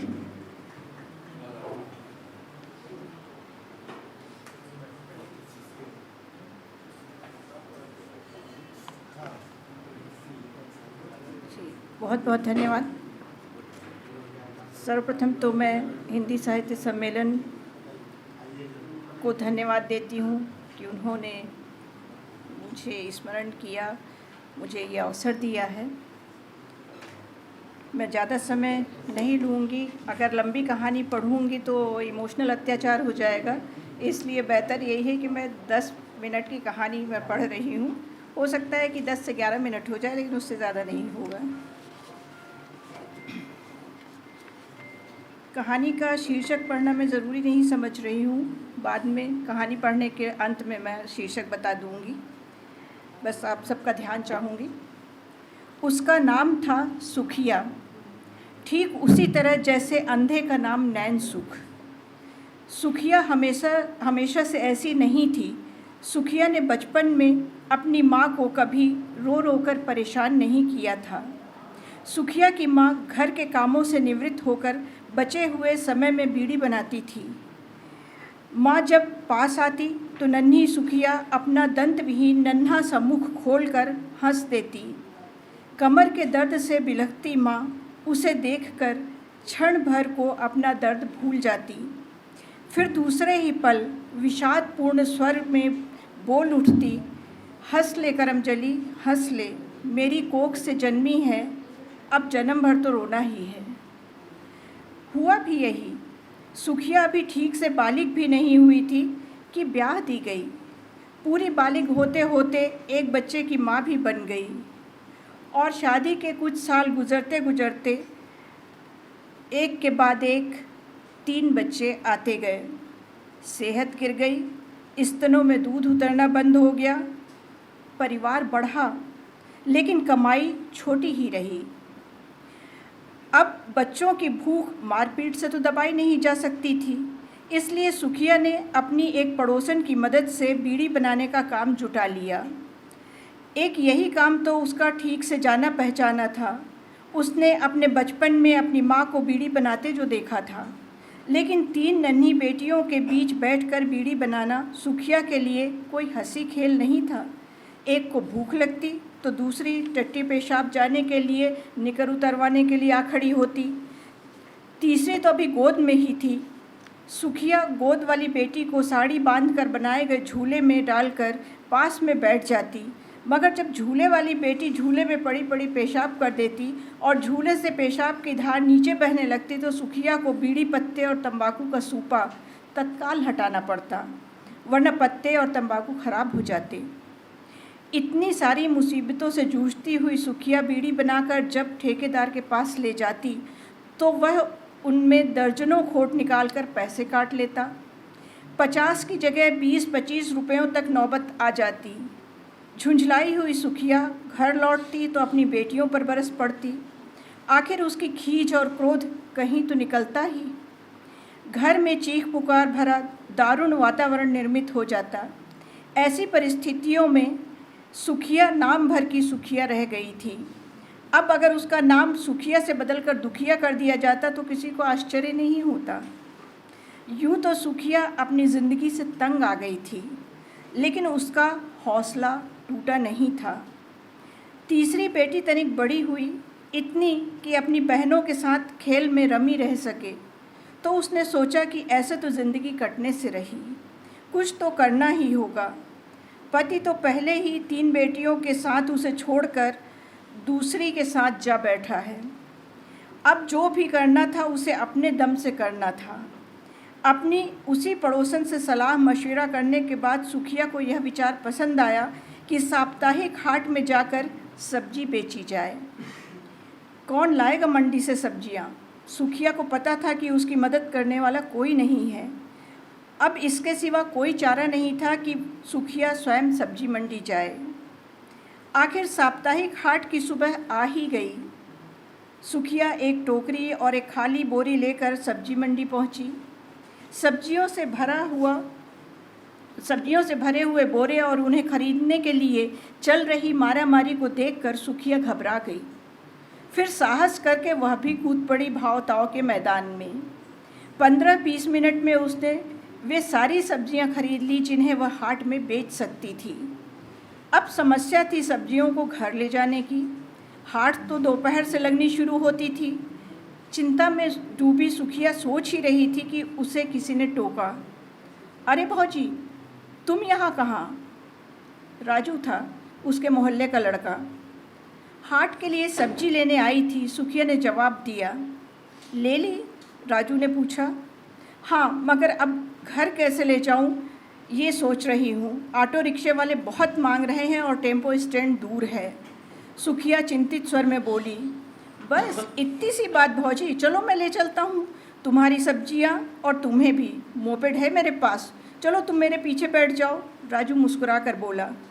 नहीं नहीं, तुम सब्जियाँ भर ले जाओ, मैं टेम्पो से आ जाऊँगी। सुखिया सकुचा कर बोली। टेम्पो में पैसे खर्च करोगी? इतने पैसे हो गए भौजी? राजू ने झिड़की भरे स्वर में कहा। राजू का तर्क दमदार था, इस पर सुखिया मना न कर सकी। आखिर पैसों की खातिर ही तो उसे सब्जी मंडी आना पड़ा है और अब हाट में बैठना पड़ेगा। वह डरती सहमती राजू की मोपेड की पिछली सीट पर बैठ गई। वह जीवन में पहली बार किसी मोपेड पर सवार हुई थी। अच्छा लगा उसे। उसने सोचा कि सब्जियां बेच कर जब 4 पैसे हो जाएंगे उसके पास, तो वह भी अपने लिए इसी तरह एक मोपेड खरीदेगी और फिर उस पर अपनी बेटियों को बिठाकर घुमाया करेगी। शहर की बहुत सी औरतें तो इससे भी बड़ी बड़ी गाड़ियां चलाती हैं। भले ही यह शेख चिल्ली का सपना था, लेकिन सुखिया को पल भर का सुकून तो दे ही रहा था। मानो पलक झपकते घर आ गया। कम से कम सुखिया को तो यही लगा। भौजी, चाय नहीं पिलाओगी क्या? घर पहुंचते ही राजू सुखिया से बोला। उंगली पकड़ने वाले को पहुंचा पकड़ते देर नहीं लगती। सुखिया को कुछ कुछ समझ में तो आया, लेकिन उसकी विवशता ने उसकी समझ पर पर्दा डाल दिया। हाँ, बनाती हूँ ना, कहकर सुखिया चाय बनाने लगी। उसे इस बात से राहत का अनुभव हुआ कि उसका पति घर पर उसके साथ नहीं रहता है, वरना पता नहीं उसकी क्या प्रतिक्रिया होती और क्या स्थिति बिगड़ जाती। राजू सीटी बजाता हुआ पहले कमरे में टहलता रहा, फिर चारपाई पर पसर कर बैठ गया। कुछ पल बाद अपने हाथों की उंगलियों की कैंची बनाकर उसमें अपना सिर टिकाकर अधलेटा हो गया, जैसे वह उसका अपना घर हो। यह देखकर सुखिया को अच्छा नहीं लगा। उसने चूल्हे की आग और तेज कर दी ताकि जल्दी से चाय बन जाए और राजू चाय पीकर उसके घर से दफ़ा हो जाए। चाय बनने की सुगंध पाकर सुखिया की मंझली बेटी दौड़ लगाकर घर के भीतर आ गई। उसका यह चाय प्रेम सुखिया को तनिक नहीं भाता था। वह अक्सर बेटी को झिड़क दिया करती थी, किंतु इस समय उसका इस तरह आना सुखिया को खला नहीं, बल्कि उसने अपनी बेटी के हाथों राजू को चाय का प्याला पकड़वा दिया। राजू ने विचित्र सी मुस्कान सुखिया की ओर फेंकते हुए चाय का प्याला लिया और सुड़कते हुए 2-3 मिनट में ही खौलती हुई सी गर्मा गर्म चाय अपने पेट के हवाले कर गया। दोपहर में मिलते हैं कहकर राजू चला गया। राजू का यूं हंस कर कहना सुखिया को अच्छा तो नहीं लगा, लेकिन यह सोचकर तसल्ली भी हुई कि वह पहली बार हाट में सब्जी लेकर बैठने जा रही है, वहाँ कोई जान पहचान वाला तो होगा जो उसकी मदद कर सकेगा। दोपहर हुई। सुखिया सिर पर टोकरी जमाने का प्रयास कर रही थी कि राजू आ धमका, भौजी मैंने सोचा कि तुम मंडी से तो सब्जी ला नहीं पा रही थी, फिर हाट तक कैसे ले जाओगी, सो मैं चला आया। ये सब्जियां डालो बोरे में और खाली टोकरी हाथ में पकड़कर बैठ जाओ मेरे पीछे। राजू ने एक अनुभवी की तरह सलाह दी। सलाह मानने के अलावा और चारा ही क्या था। सुखिया राजू की मोपेड पर बैठकर हाट जा पहुंची। मेरे साथ ही बैठ जाओ भौजी, नहीं तो अलग से बैठकी देनी पड़ेगी, राजू ने अपनी दुकान सजाते हुए कहा। बैठकी? सुखिया के लिए शब्द नया था। हाँ, हाट में सामान बेचने के लिए उसके बैठने के एवज में पैसे देने पड़ते हैं जो बैठकी कहलाती है, राजू ने समझाया। कितनी? 8, 10, 15 ये तो वसूली वाले तय करते हैं। खैर तुम छोड़ो ये सब झंझट, तुम तो मेरे साथ बैठो, मैं कह दूंगा कि तुम मेरे घर की हो, घरवाली हो। हे। राजू बेशर्मी से हंस दिया। क्या कहा? सुखिया चौंकी। अरे मैं तो मजाक कर रहा था, वैसे तुम मेरे घर की हो ये तो कहना ही पड़ेगा, राजू पूर्ववत हंस कर बोला। मन महसूस कर रह गई सुखिया। ज़रूरतें भी क्या क्या दिन दिखा देती हैं। थोड़ी देर में बैठकी वसूलने वाले आए। कुल 3 लोग थे वो। एक अपने हाथ में रसीदों की बंदी लिए हुए था तो दूसरा सफ़ेद कागज़ की पर्चियाँ रखे था। रसीद बंदी वाला पहले रसीद काटता और फिर पर्ची वाला पर्ची में कुछ लिख कर सब्जी वाले को पकड़ा देता। तीसरा लफंगा सा लड़का दादागिरी की स्टाइल में अपनी कॉलर में फंसे रुमाल को खींचने तानने लगता। जब वे तीनों राजू और सुखिया की दुकान पर पहुँचे, राजू ने उनसे कह दिया कि वे 2 दुकानें अलग अलग नहीं हैं, सुखिया तो उनके घर की है, हाथ बटाने साथ आई है। यह सुनकर उन तीनों ने सुखिया से बाजार बैठकी के पैसे नहीं मांगे। यह राजू का सुखिया पर एक एहसान था कि उसकी बैठकी के पैसे उसने बचवा दिए थे। इसके बाद 3-4 घंटे हाट की गहमा गहमी में दोनों डूबे रहे। अंधेरा गहराने पर हाट उठते ही सुखिया भी अपने घर लौटी। वह तो अकेली ही लौटना चाहती थी, लेकिन राजू जिद करता हुआ बोला, आज जिस तरह मैं तुम्हें लेने आया हूँ उसी तरह घर भी पहुँचा कर जाऊँगा। चलो खाली टोकरियाँ संभालो और बैठ जाओ पीछे। घर के दरवाजे पर पहुँचते ही सुखिया ने 10 रुपये का नोट राजू को थमाते हुए कहा, ये रख लो, बैठकी के पैसे हैं। क्या गजब करती हो भौजी, तुमसे रुपए लूँगा बैठकी के? फिर आँख मारता हुआ बोला, अगर कुछ देना ही है तो। वैसे ईमानदारी से कहूँ तो मैं तो तब से तुमसे बात करना चाहता था जब तुम नई ब्याह कर यहाँ आई थी। आज 3 बच्चों के बाद भी तुम वैसी ही दिखती हो भौजी जैसे पहले दिखती थी, बिल्कुल पहले जैसी, कसम से। इसके साथ ही राजू ने 10 का वह नोट वापस सुखिया की मुट्ठी में दबा दिया।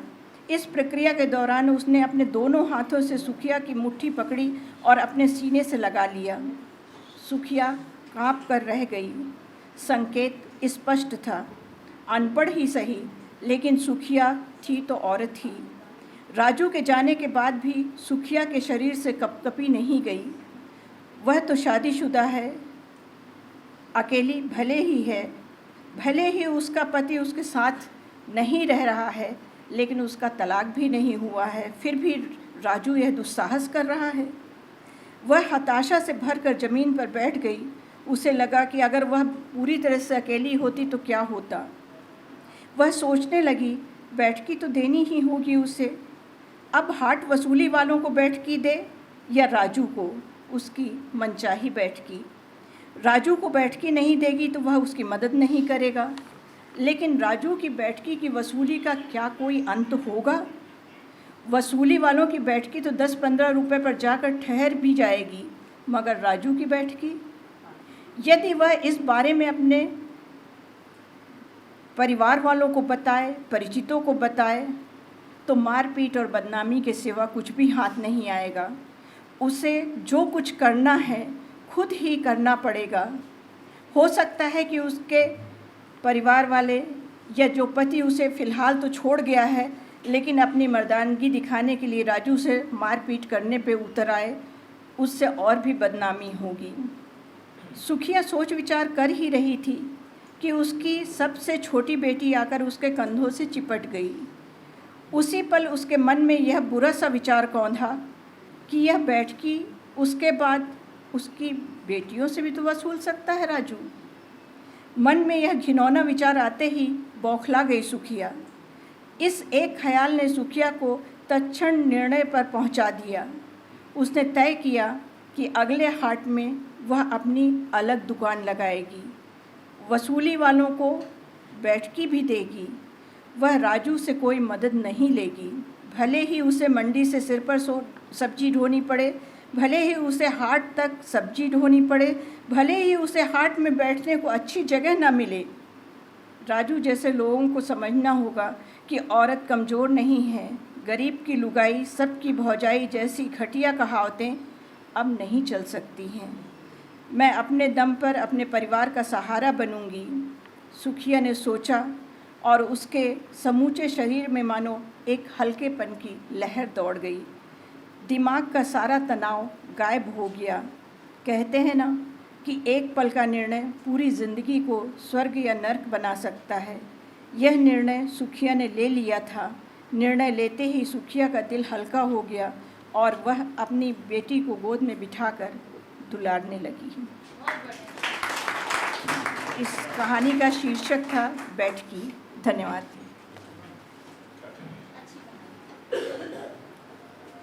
धन्यवाद सरस जी। आज की कथाएं ज़्यादातर महिला पात्रों पर आधारित हैं। सुखिया दुखिया है, समाज में संघर्ष कर रही है। विवेक जी का पात्र जन्म ही नहीं ले पाया। हाँ, पराग जी की तन्वी समझदार थी और उसकी पत्नी भी। तो महिला चरित्रों पर आधारित ये कहानियाँ बड़ी अच्छी लगीं। अब मैं आदरणीय सरोज गुप्ता जी को आमंत्रित करता हूँ, वो अपनी कहानी का वाचन करें। आदरणीय सरोज जी।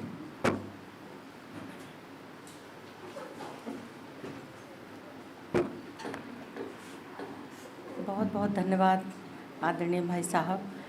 आज सुबह से एक ऐसा साहित्यिक वातावरण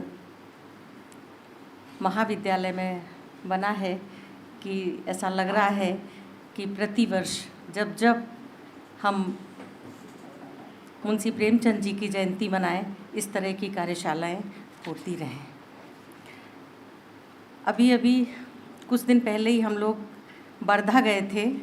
आदरणीय भाई साहब टीकाराम त्रिपाठी जी, प्रमिला सागर जी, राष्ट्रभाषा प्रचार समिति वर्धा में महात्मा गांधी ने 1936 में जो राष्ट्रभाषा की अलग जगाई है, उसको देख कर के अभिभूत हुए। और आज मध्य प्रदेश हिंदी साहित्य सम्मेलन भोपाल के द्वारा ये कार्यशाला में आकर के सच में मतलब सहभागिता हमने भी की है। बीच बीच में थोड़ा सा मैं व्यवधान रहा है, उसके लिए मुझे खेद है कि क्यों नहीं हम पूरे समय बैठ सके। एक प्रतिभागी की तरह बैठते तो ज़्यादा अच्छा रहता। तो आप सभी को मैं प्रणाम करती हूँ। और एक छोटी कहानी है और सभी की कहानियाँ बहुत ही झंकृत करने वाली। वास्तव में ये कार्यशाला तो हमारे जो एमए के विद्यार्थी हैं हिंदी साहित्य के, उनके बीच में होनी चाहिए थी। जब 100 विद्यार्थी बैठे हों और हमारे इतने महान साहित्यकार, कहानीकार, काव्य कवि अपना कहानी पाठ करें तो वास्तव में एक वातावरण अलग ही होगा। मैं पलाश आदरणीय भाई साहब से कहना चाहूँगी कि इस तरह का आप हमारे विद्यार्थियों के लिए कार्यक्रम आयोजित कराइए। धन्यवाद सभी के लिए। और हमारी कहानी का शीर्षक है सम्मान। तालियों की गड़गड़ाहट के साथ मोना का नाम पुकारा जा रहा है। डॉक्टर मीनाक्षी के साथ शुभ्र धवल वस्त्र धारण किए, चेहरे पर ओज तेज लिए आगे बढ़ते हुए मोना देदीप्यमान ज्योति की तरह वातावरण को आलोकित करते हुए आगे बढ़ रही है। बधाइयों का सिलसिला रुक नहीं रहा है। वह सुखद आश्चर्य से मंच एवं सभागार को निहार रही है। दमकते माथे की लाल बिंदी और आग की लौ सी सिंदूरी मांग जैसे आज उसके आत्मबल को पुरस्कृत कर रही हो। हाथ में बड़ी शील्ड, प्रमाण पत्र, शॉल, श्रीफल लिए अतीत में खोकर उसका अस्तित्व आँखों के सामने जैसे प्रत्यक्ष घटित होने लगता है। वह सोचती है, एकदम अतीत में पहुंच जाती है। सुनसान काली अंधेरी रात में दिशाहीन पथ पर वह बढ़ी जा रही थी। उसकी किस्मत में क्या है सोच नहीं पा रही थी। उसी समय उसे दूर, काफ़ी दूर कुछ हल्का सा प्रकाश दिखाई दिया। उसे लगा 2 हल्की हल्की बत्तियां जलती हुई उसकी तरफ लपकती चली आ रही हैं। उसकी चाल और तेज हो जाती है। उसे लगा जैसे मुझे निदान मिल गया। तत्काल उसने अपने आप को वाहन के नीचे धकेलना चाहा, अपनी जीवन लीला समाप्त कर देनी चाहिए। अचानक गाड़ी रुकी। ड्राइवर काफ़ी समझदार व कुशल चालक था। हल्का सा झटका लगा, वह गिर गई। तभी पिछली सीट से एक तेज तर्रार महिला उतरी। उसने लड़की की ओर देखा और ड्राइवर के सहयोग से उसे गाड़ी में लिटाया, क्योंकि वह लड़की गाड़ी के झटके से बेहोश हो गई थी। वह महिला, जिसका नाम राधिका बाई था, ड्राइवर को गाड़ी चलाने का संकेत देती है। रास्ते में मोना को जैसे ही कुछ होश आया, अपने आप को गाड़ी में पाकर उसकी चीख निकल गई। परंतु राधिका जी को पास में पाकर सुरक्षित महसूस कर, सहम कर, बिना कुछ पूछे परेशान नज़रों से इधर उधर देखती रही। मोना की खामोशी तोड़ते हुए राधिका बाई ने पूछा, क्यों मरना चाहती थी? मोना को लगा जैसे निस्तब्ध शांत सरोवर में किसी ने पत्थर डालकर तरंगायित कर दिया हो। अपने जीवन से क्षुब्ध मोना चुपचाप ही बनी रही। अतीत की स्मृतियों को याद कर उसका रोम रोम कंपायमान हो उठा। अशोक का शराब पीकर आना, आतंक मचाना, बात बात पर मारना पीटना सब चित्रपट की तरह दिखने लगा। उसकी आंखों से आंसुओं की झड़ी बह निकली। माँ बेटे की योजना जलाकर मार डालने की याद कर विक्षुब्ध हो उठती है। ऐसे नारकीय जीवन से तो मौत अच्छी, सोचते हुए आंख मूंद कर बैठी रही। अथाह दुख समुद्र में डूबती उतराती सी मोना राधिका को ममता की मूर्तिमान सिसकियाँ लेती है, चुप हो जाती है, कहती कुछ नहीं। वह जैसे अपने को धन्य मान रही हो। तभी गाड़ी रुकती है। राधिका ने मोना को साथ लेकर एक भव्य इमारत में प्रवेश किया, जो बाहर से तो आकर्षक थी ही, अंदर की विशेष चकाचौंध से वह चमत्कृत हुए बिना नहीं रह सकी। बड़ी साज सज्जा से युक्त कमरे, चारों तरफ साफ सफाई, सुंदरता, सजावट देखकर मोना मन ही मन खुश होने लगी। राधिका ने बड़ी शालीनता से हीरा को बुलाया, एकांत में कुछ बातें की, फिर मोना को अलग कमरे में ले जाने के लिए कहा। कुछ ही क्षण में 17-18 साल की कुछ लड़कियां सजी धजी आईं, मोना को लेकर चली गईं। उनमें से एक सीमा नाम की लड़की ने मोना को राधिका देवी के काले कारनामे संक्षिप्त में कह सुनाए।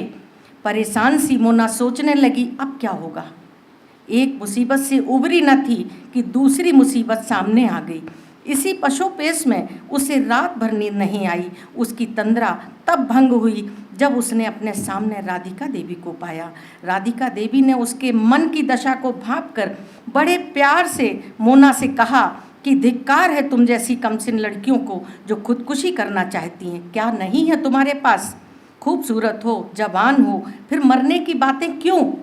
मोना मन ही मन राधिका देवी का मंतव्य समझ गई। और इस नारकीय जीवन से निजात पाने के लिए उसके हाथ पैर जोड़ने लगी। मोना का रो रो कर फिर से बुरा हाल, उसे उसी हाल में छोड़ देने के लिए हा हा कर मिन्नतें करने लगी। लेकिन राधिका को तो मानो हीरा ही मिल गया था। उसे डराया धमकाया, पुलिस स्टेशन ले जाकर आत्महत्या के प्रयास में बंद कराने की धमकियां दी। नम्रता के स्थान पर रौद्र रूप देख मोना की आत्मा छलनी हुई जा रही थी। बेचैन, किम कर्तव्य विमूढ़, हतप्रभ सी चिंतातुर मोना को कुछ भी सूझ नहीं रहा था। इसी बीच 4-5 लड़कियां आती हैं। राधिका देवी उन्हें अपने साथ बाहर ले जाती है। मोना का चेहरा आंसुओं से तरबतर, उसे कुछ नहीं सूझ रहा था। सर्वत्र अंधकार ही अंधकार। न जाने कितनी ईश्वर से प्रार्थना विनय करने लगी। इस दुखमय जीवन में ईश्वर ही एकमात्र सहारा लगने लगा। तभी राधिका देवी से नजरें बचाकर बालकनी से होते हुए लुकते छिपते सीमा मोना के कमरे में प्रवेश कर उसके कंधे को हल्का सा स्पर्श देती है। विचारों के अंध जाल में फंसी मोना को जैसे किसी ने सहारा दे दिया हो। वह उस अपनत्व के सुख का स्पर्श पाकर अपनी व्यथा कथा सुनाती है। फिर अपने पति अशोक और परिवार वालों के अत्याचारों से मुक्त होने के लिए आत्महत्या की कथा सुनाती है। हाय, ये क्या हुआ, मैं कहाँ फंस गई। बहन, हम तुम्हारे हाथ जोड़ते हैं, पैर छूते हैं, हमें जैसे भी हो यहाँ से निकालने का उपाय सुझाओ। सीमा की उम्र भी मोना की समवयस्क 30-32 के आसपास होगी। सांवले रंग की छरहरी सीमा की अपनी कहानी है। सौतेली माँ के दुर्व्यवहार, एक शराबी पिता के काले कारनामों ने उसे इस नरक में रहने को मजबूर किया। हृदय से पवित्र तथा निष्कलुष स्वाभिमानी सीमा अपने अस्तित्व की तलाश करते करते स्नेह शून्य दीपक की भांति ठंडी पड़ गई थी। वह कई लड़कियों को राधिका बाई के चंगुल से छुड़ा चुकी थी। आने वाली हर नारी की वह संबल थी। उसे डॉक्टर मीनाक्षी की याद आती है, जिन्होंने कुछ समय पहले नर्सिंग होम के लिए किसी लड़की को भेजने के लिए कहा था। वह मीनाक्षी को फ़ोन करती है कि एक बहन की मदद के लिए वह पिछवाड़े से आ जाए या किसी को भेज दे। राधिका देवी अभी किसी काम से बाहर गई है। यदि वह आ जाएगी तो मोना को कोई नहीं बचा सकता। श्वेत शुभ्र परिधान में डॉक्टर मीनाक्षी आती है। मोना के सुंदर चेहरे को देख उसकी प्रशंसा करती है। अपने नर्सिंग होम में मरीजों की सेवा के लिए एक परिचारिका के रूप में मोना को ले जाकर अपने पास रख लेती है। दिन गुजरते रहे। निस्वार्थ भाव से मरीजों असहायों की सेवा करते हुए मोना अपने जीवन की धन्यता अनुभव कर सेवा परायण ममतामयी माँ बन जाती है। मीनाक्षी का दिल जीत लेती है। मीनाक्षी उसे अपने साथ घर में ही रखती है। मीनाक्षी मोना के कार्य व्यवहार से मन ही मन गदगद हो उठती है। कुशल परिचारिका का पुरस्कार प्राप्त करके मोना की तंद्रा भंग होती है। वह अपने आप को डॉक्टर मीनाक्षी के गले में बाहें डाले, उन्हीं की बाहों में लिपटी प्यार अपनत्व का असीम अनुभव सुख अनुभव करती स्वयं को पाती है। ये छोटी सी कहानी। धन्यवाद। जय हिंद, जय भारत, जय बुद्धि।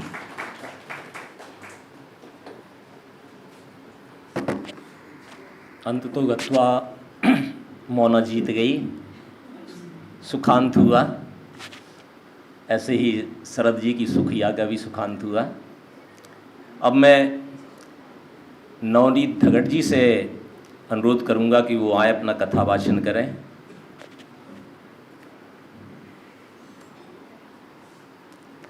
हो सकता आप किसी पुरुष पात्र को भी अपने उसमें ले लें।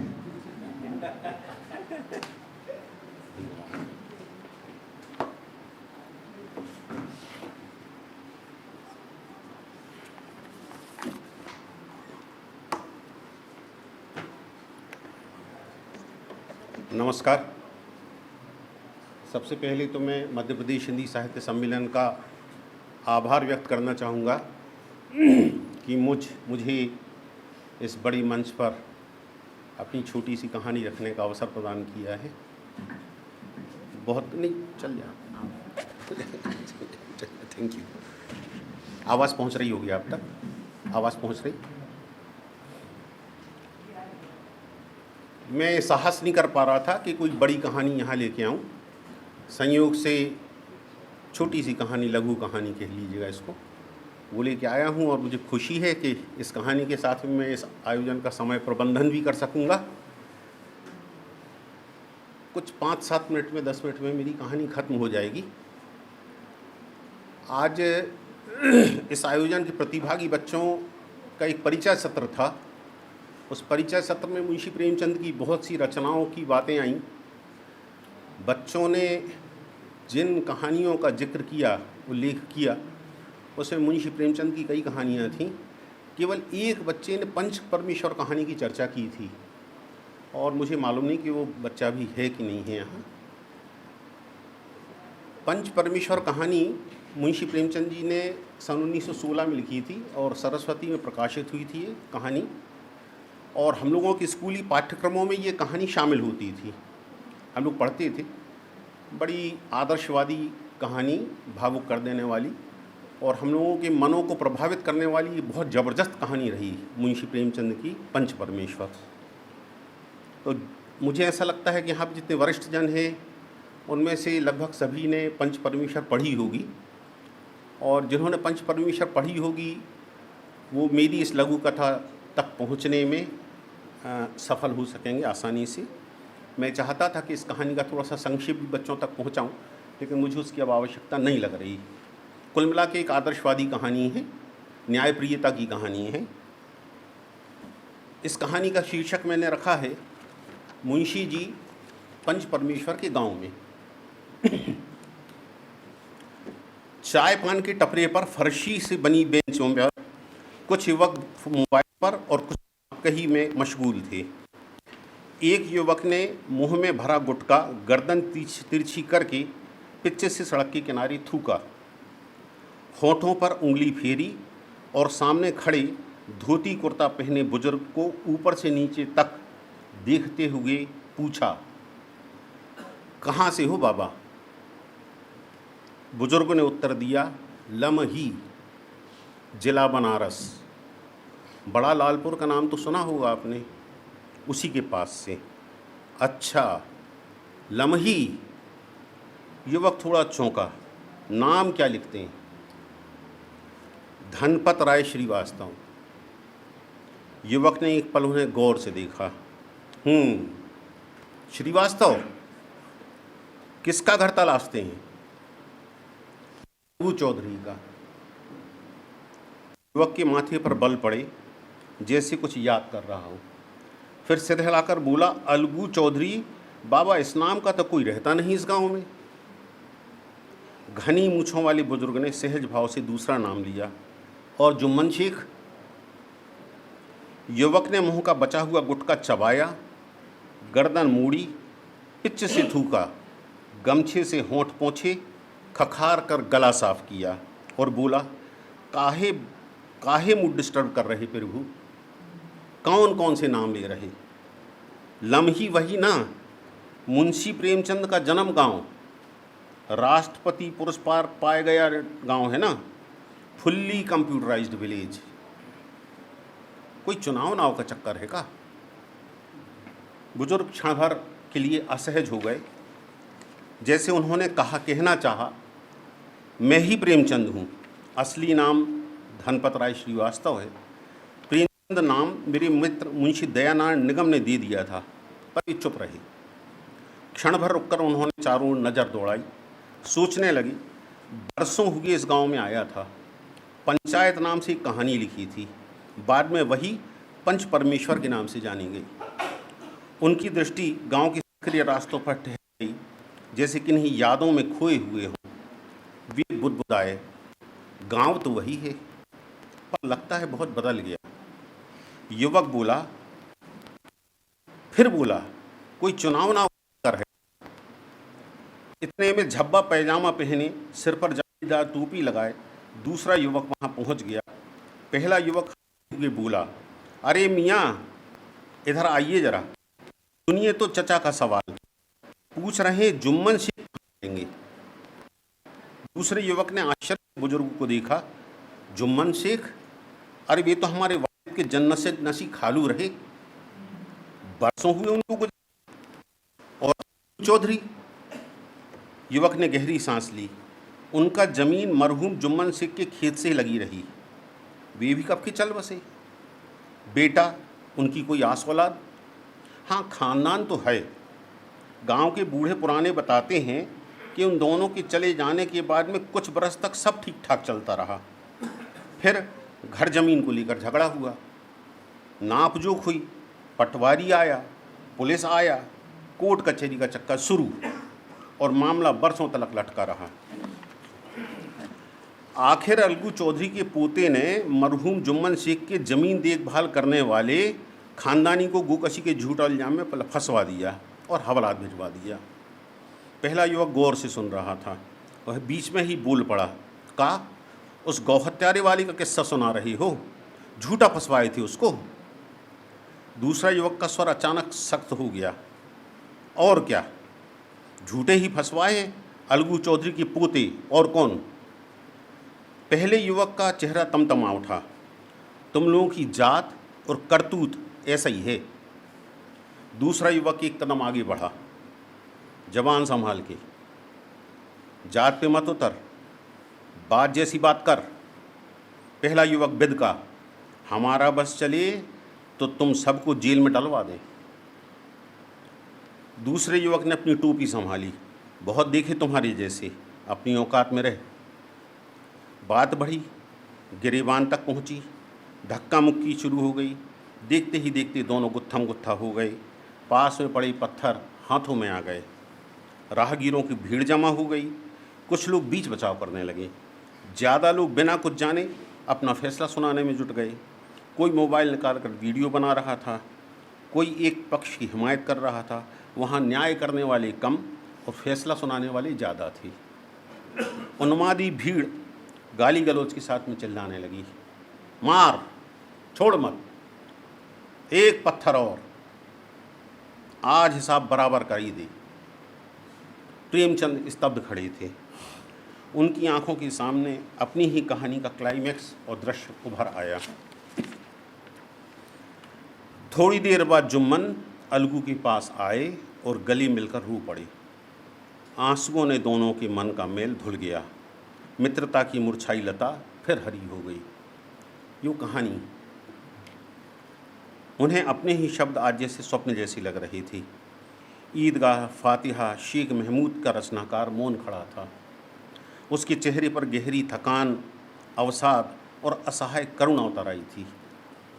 चाय पान की टपरी पर पुराने ट्रांजिस्टर में खरखराती आवाज़ में भूला बिसरा गीत बज रहा था। इंसाफ की डगर पे बच्चों दिखाओ चल के, ये देश है तुम्हारा, नेता तुम ही हो कल के। गीत चलता रहा, अपने हो या पराए, सबके लिए हो न्याय। देखो कदम तुम्हारा हरगिज न डगमगाए, रख दोगे एक दिन तुम संसार को बदल के। इंसाफ की डगर पे बच्चों दिखाओ चल के, ये देश है तुम्हारा, नेता तुम ही हो कल के। हवा में हिंसा और नफ़रत की गंध गहरी होती चली गई। सिर फुटब्बल की नौबत आन पड़ी। प्रेमचंद की आंखें भीग उठीं। उनके ओंठ पर एक ऐसी अनिर्वचनीय मुस्कान थी जिसमें शिकायत कम और पीड़ा अधिक थी। उन्होंने एक बार गांव की ओर देखा। पुराना बरगद वहीं था। खेत भी बदल गया था तो केवल मनुष्य के भीतर का पंच। लाठी संभालते कथा सम्राट चुपचाप लौट पड़े। गांव में शोर बढ़ता गया। प्रेमचंद की परछाई धीरे धीरे धुंधल किरे में विलीन हो गई। नमस्कार, धन्यवाद।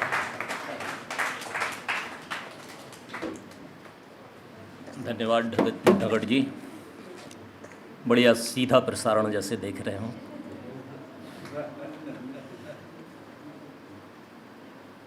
अपने हर दौर में साहित्यकार को ये पीड़ा झेलनी पड़ती है, किसी भी दौर का साहित्यकार हो। जो प्रेमचंद ने कहा था वो आज और बड़ा होता जा रहा है। एक मैंने नमक का दारोगा कहानी में एक है कि ऊपरी आए तो बहता हुआ झरना है जो नीचे बहते हुए बढ़ता ही जाता है, और तनख्वाह पूर्णमासी का चांद है जो एक दिन घटते घटते लुप्त हो जाता है। तो ये जो उन्होंने उस समय कहा था, आज तो झरना क्या समुद्र बन गया है, और वो फिर साहित्यकार की पीड़ा है। तो साहित्यकार हमेशा उसको पीड़ित रहना पड़ेगा और नई सृष्टि का जन्म देना पड़ेगा और अपनी बात कहना पड़ेगी। अंत में मैं हमारे आज के कार्यक्रम की जो सूत्रधार रहीं श्रद्धा श्रीवास्तव जी को आमंत्रित करता हूँ, वो अपनी कहानी पढ़ें, कहानी वाचन करें। डॉक्टर श्रद्धा श्रीवास्तव।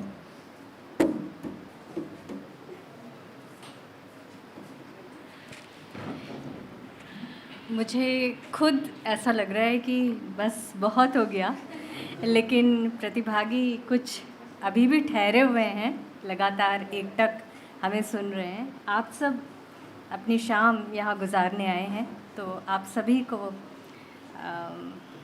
सबसे पहले तो इस बात के लिए नमस्ते करती हूँ, सलाम करती हूँ आपके धैर्य को। तो सुनते हैं कहानी फाटक।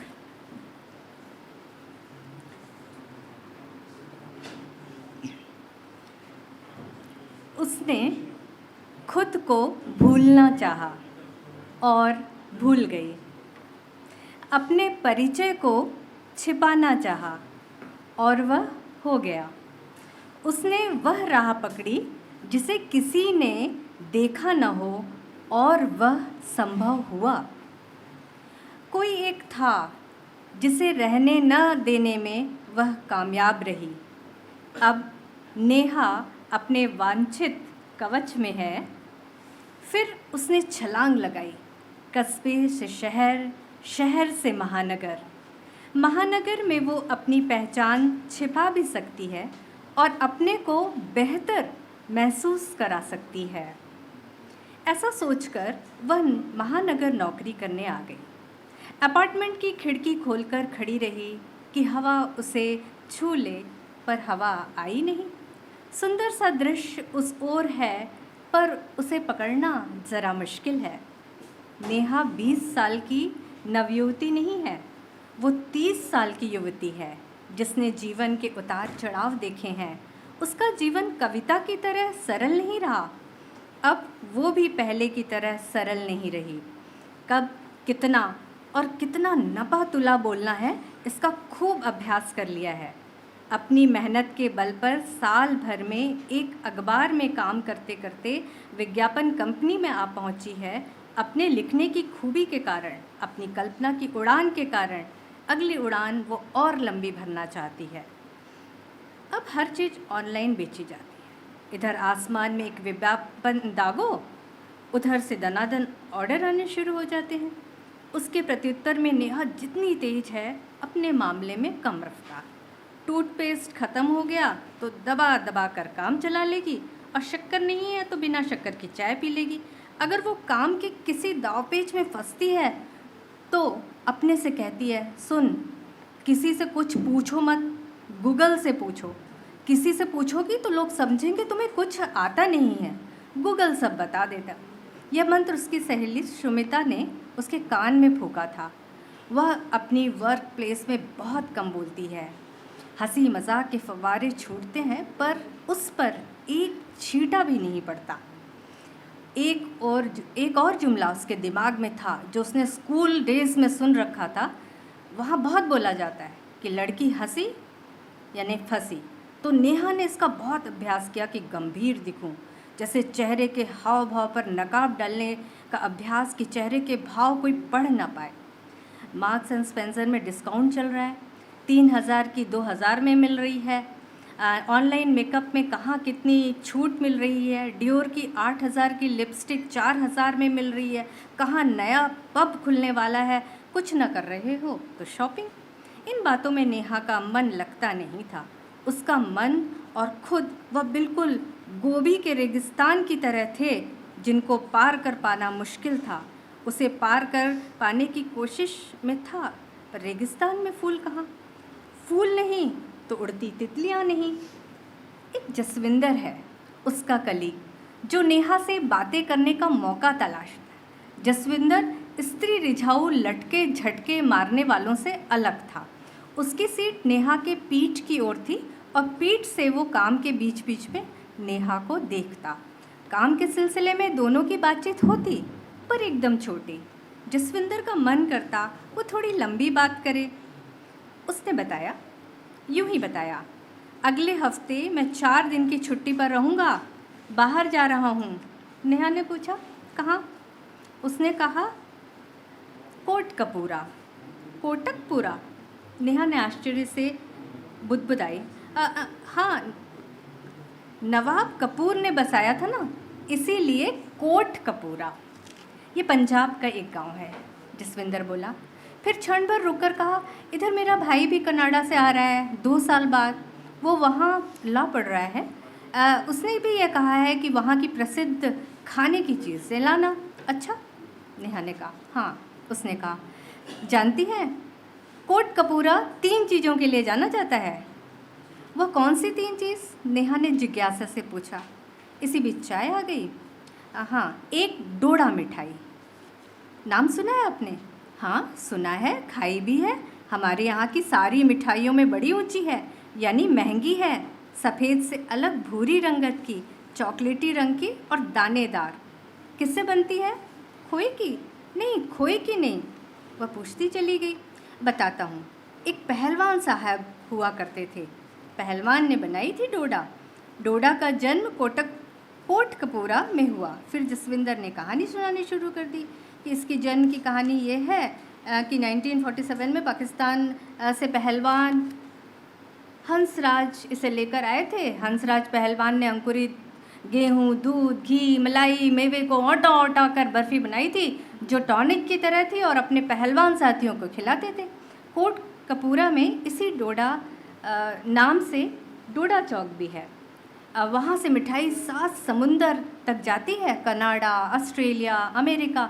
और दूसरी, नेहा की दिलचस्पी बढ़ गई, आटा चिकन। कोटकपूरा का आटा चिकन, वो क्या? नेहा ने कौतूहल से पूछा। चिकन को आटा लपेटकर पकाया जाता है। पकाने में कला है। चिकन को आटे के खोल में भट्टी में पकाते हैं। चिकन पर मसाले की परत दर परत चढ़ाकर मलमल के कपड़े में लपेटकर आटे के खोल में पकाते हैं। पकने के बाद फिर उसे झाड़कर खोल कर खाते हैं। मुंह में डालते ही घुल जाता है। वैसे तो चिकन कई दिन तक रह नहीं सकता, पर इसे सुबह चलते समय पैक करवाऊंगा तो शाम तक दिल्ली पहुंच जाएगा। कहकर अकस्मात उसने पूछ लिया, आप नॉनवेज खाते हैं? नहीं। ओ, और तीसरी, यहाँ रेलवे के कई फाटक हैं। हर फाटक खुलता है, पर एक फाटक कभी नहीं खुलता। उसका नाम है मुक्तसर गेट, राजमार्ग की ओर खुलता है। एक कवि हैं हमारे यहाँ, हमारे पंजाब के, वो बहुत सुंदर कविता लिखते हैं। मैं तुम्हें देखना चाहता हूँ, पर कैसे देखूँ? तुम्हारे घर का दरवाज़ा हमेशा बंद रहता है, बिल्कुल कोटकपूरा के रेलवे फाटक की तरह। बंद पिया दरवाज़ा जैसे फाटक कोटकपूरे दा। आपने चमकीला फिल्म देखी है? हाँ, देखी है। जसविंदर ने बताया, बचपन में उसी तरह के अखाड़े में हम लोग अपने दादाजी के साथ जाते थे और लोग गायक गायिका फाटक कोटकपूरे दा बोल से गीत के अंदर कहानी सुनाते थे। कहानी में नायिका जब अपने प्रेमी से नाराज़ हो जाती है कि वो उसे झूठ बोलता है, शराब पीता है, यारों के साथ मस्ती करता है, तो वो कोटकपूरे जाने का फ़ैसला लेती है, जैसे वो उसकी यात्रा का मुक्ति द्वार हो। कोटकपूरा वाली बात कुछ इस तरह से कही गई कि यह बात नेहा के मन में गहरी बिध गई। उसे लगा जसविंदर उससे व्यवसाय से अलग, कोमल और बेहद मुलायम बातें करना चाहता है। उसके पास भी कहने को बहुत सारी बातें हैं जिसे जसविंदर समझ सकता है, जिसमें उसका विदारक और लंबा अतीत भी है। उसने इस संवाद में एक रोमानियत महसूस की। दिन बीता पर बात नहीं बीती। अगले 3 दिन जसविंदर की कमी उसे बेहद खली। उसकी सूनी और बेरंग आँखों में नूर उतर आया। हवा का रंग बदलकर सिंदूरी हो गया। हवा उसके पास से चली तो गई, पर उसका कुछ रह गया। रंगत और ज़िंदगी दोनों बदल गए इतनी सी बात पर। कोटकपूरा का वो फाटक तो नहीं, पर नेहा के दिल का फाटक जसवंदर की बात करने के लिए जैसे खुल गया। अब रवानी की इच्छा है। धन्यवाद। धन्यवाद। दिल का फाटक खुल गया। बहुत अच्छा, इसका भी सुखांत। बस महिला कथाकारों से एक गुजारिश है कि कुछ हीरो पुरुष भी होना चाहिए। नहीं, आज तो ऐसा लगा कि कमी महसूस हुई हमें, इसलिए शिकायत कहें, अनुरोध कहें इसको। हाँ, मज़ा तब आया जब महिला कथाकार पुरुष कथाकार हों उनके हीरो, और पुरुष कथाकारों के हीरो जो है महिलाएं हों, तब आनंद आएगा।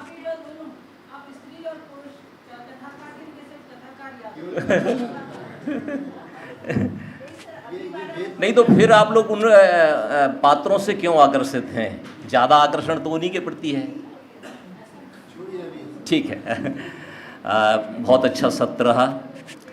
ये प्रतिनिधि कविताएं आप सबकी बहुत ही प्रेरक और मनोरंजक के साथ साथ शिक्षाप्रद भी रहीं, और एक इस वातावरण को, इस आज का जो दौर चल रहा है उसको हमने उसमें परखा, और आगे भी ये हमें मिलेगा। कथावाचन का ये सत्र हम यहाँ समाप्त करते हुए अब आभार व्यक्त करने के लिए मैं मध्य प्रदेश हिंदी साहित्य सम्मेलन के पदाधिकारी श्री महेश दुबे जी को आमंत्रित करता हूँ, वो सभी का आभार व्यक्त करें। श्री महेश दुबे जी।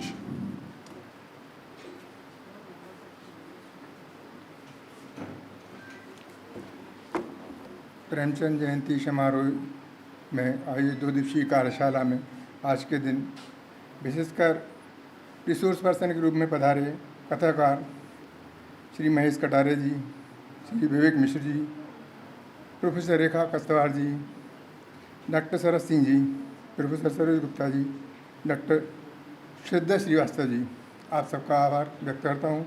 इसके साथ में भी मध्य प्रदेश हिंदी साहित्य सम्मेलन भोपाल से आए हमारे सदस्य साथी और जिला इकाई सागर के और दमोह के भी हमारे साथी यहाँ मौजूद हैं, उन सबका भी मैं हृदय से आभार व्यक्त करता हूँ।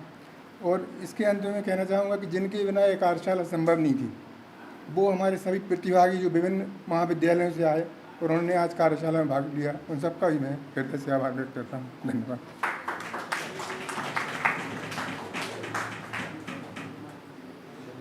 हम लोग कल फिर मिलते हैं, इसी आमंत्रण और स्वागत के साथ कल फिर हम मिलते हैं।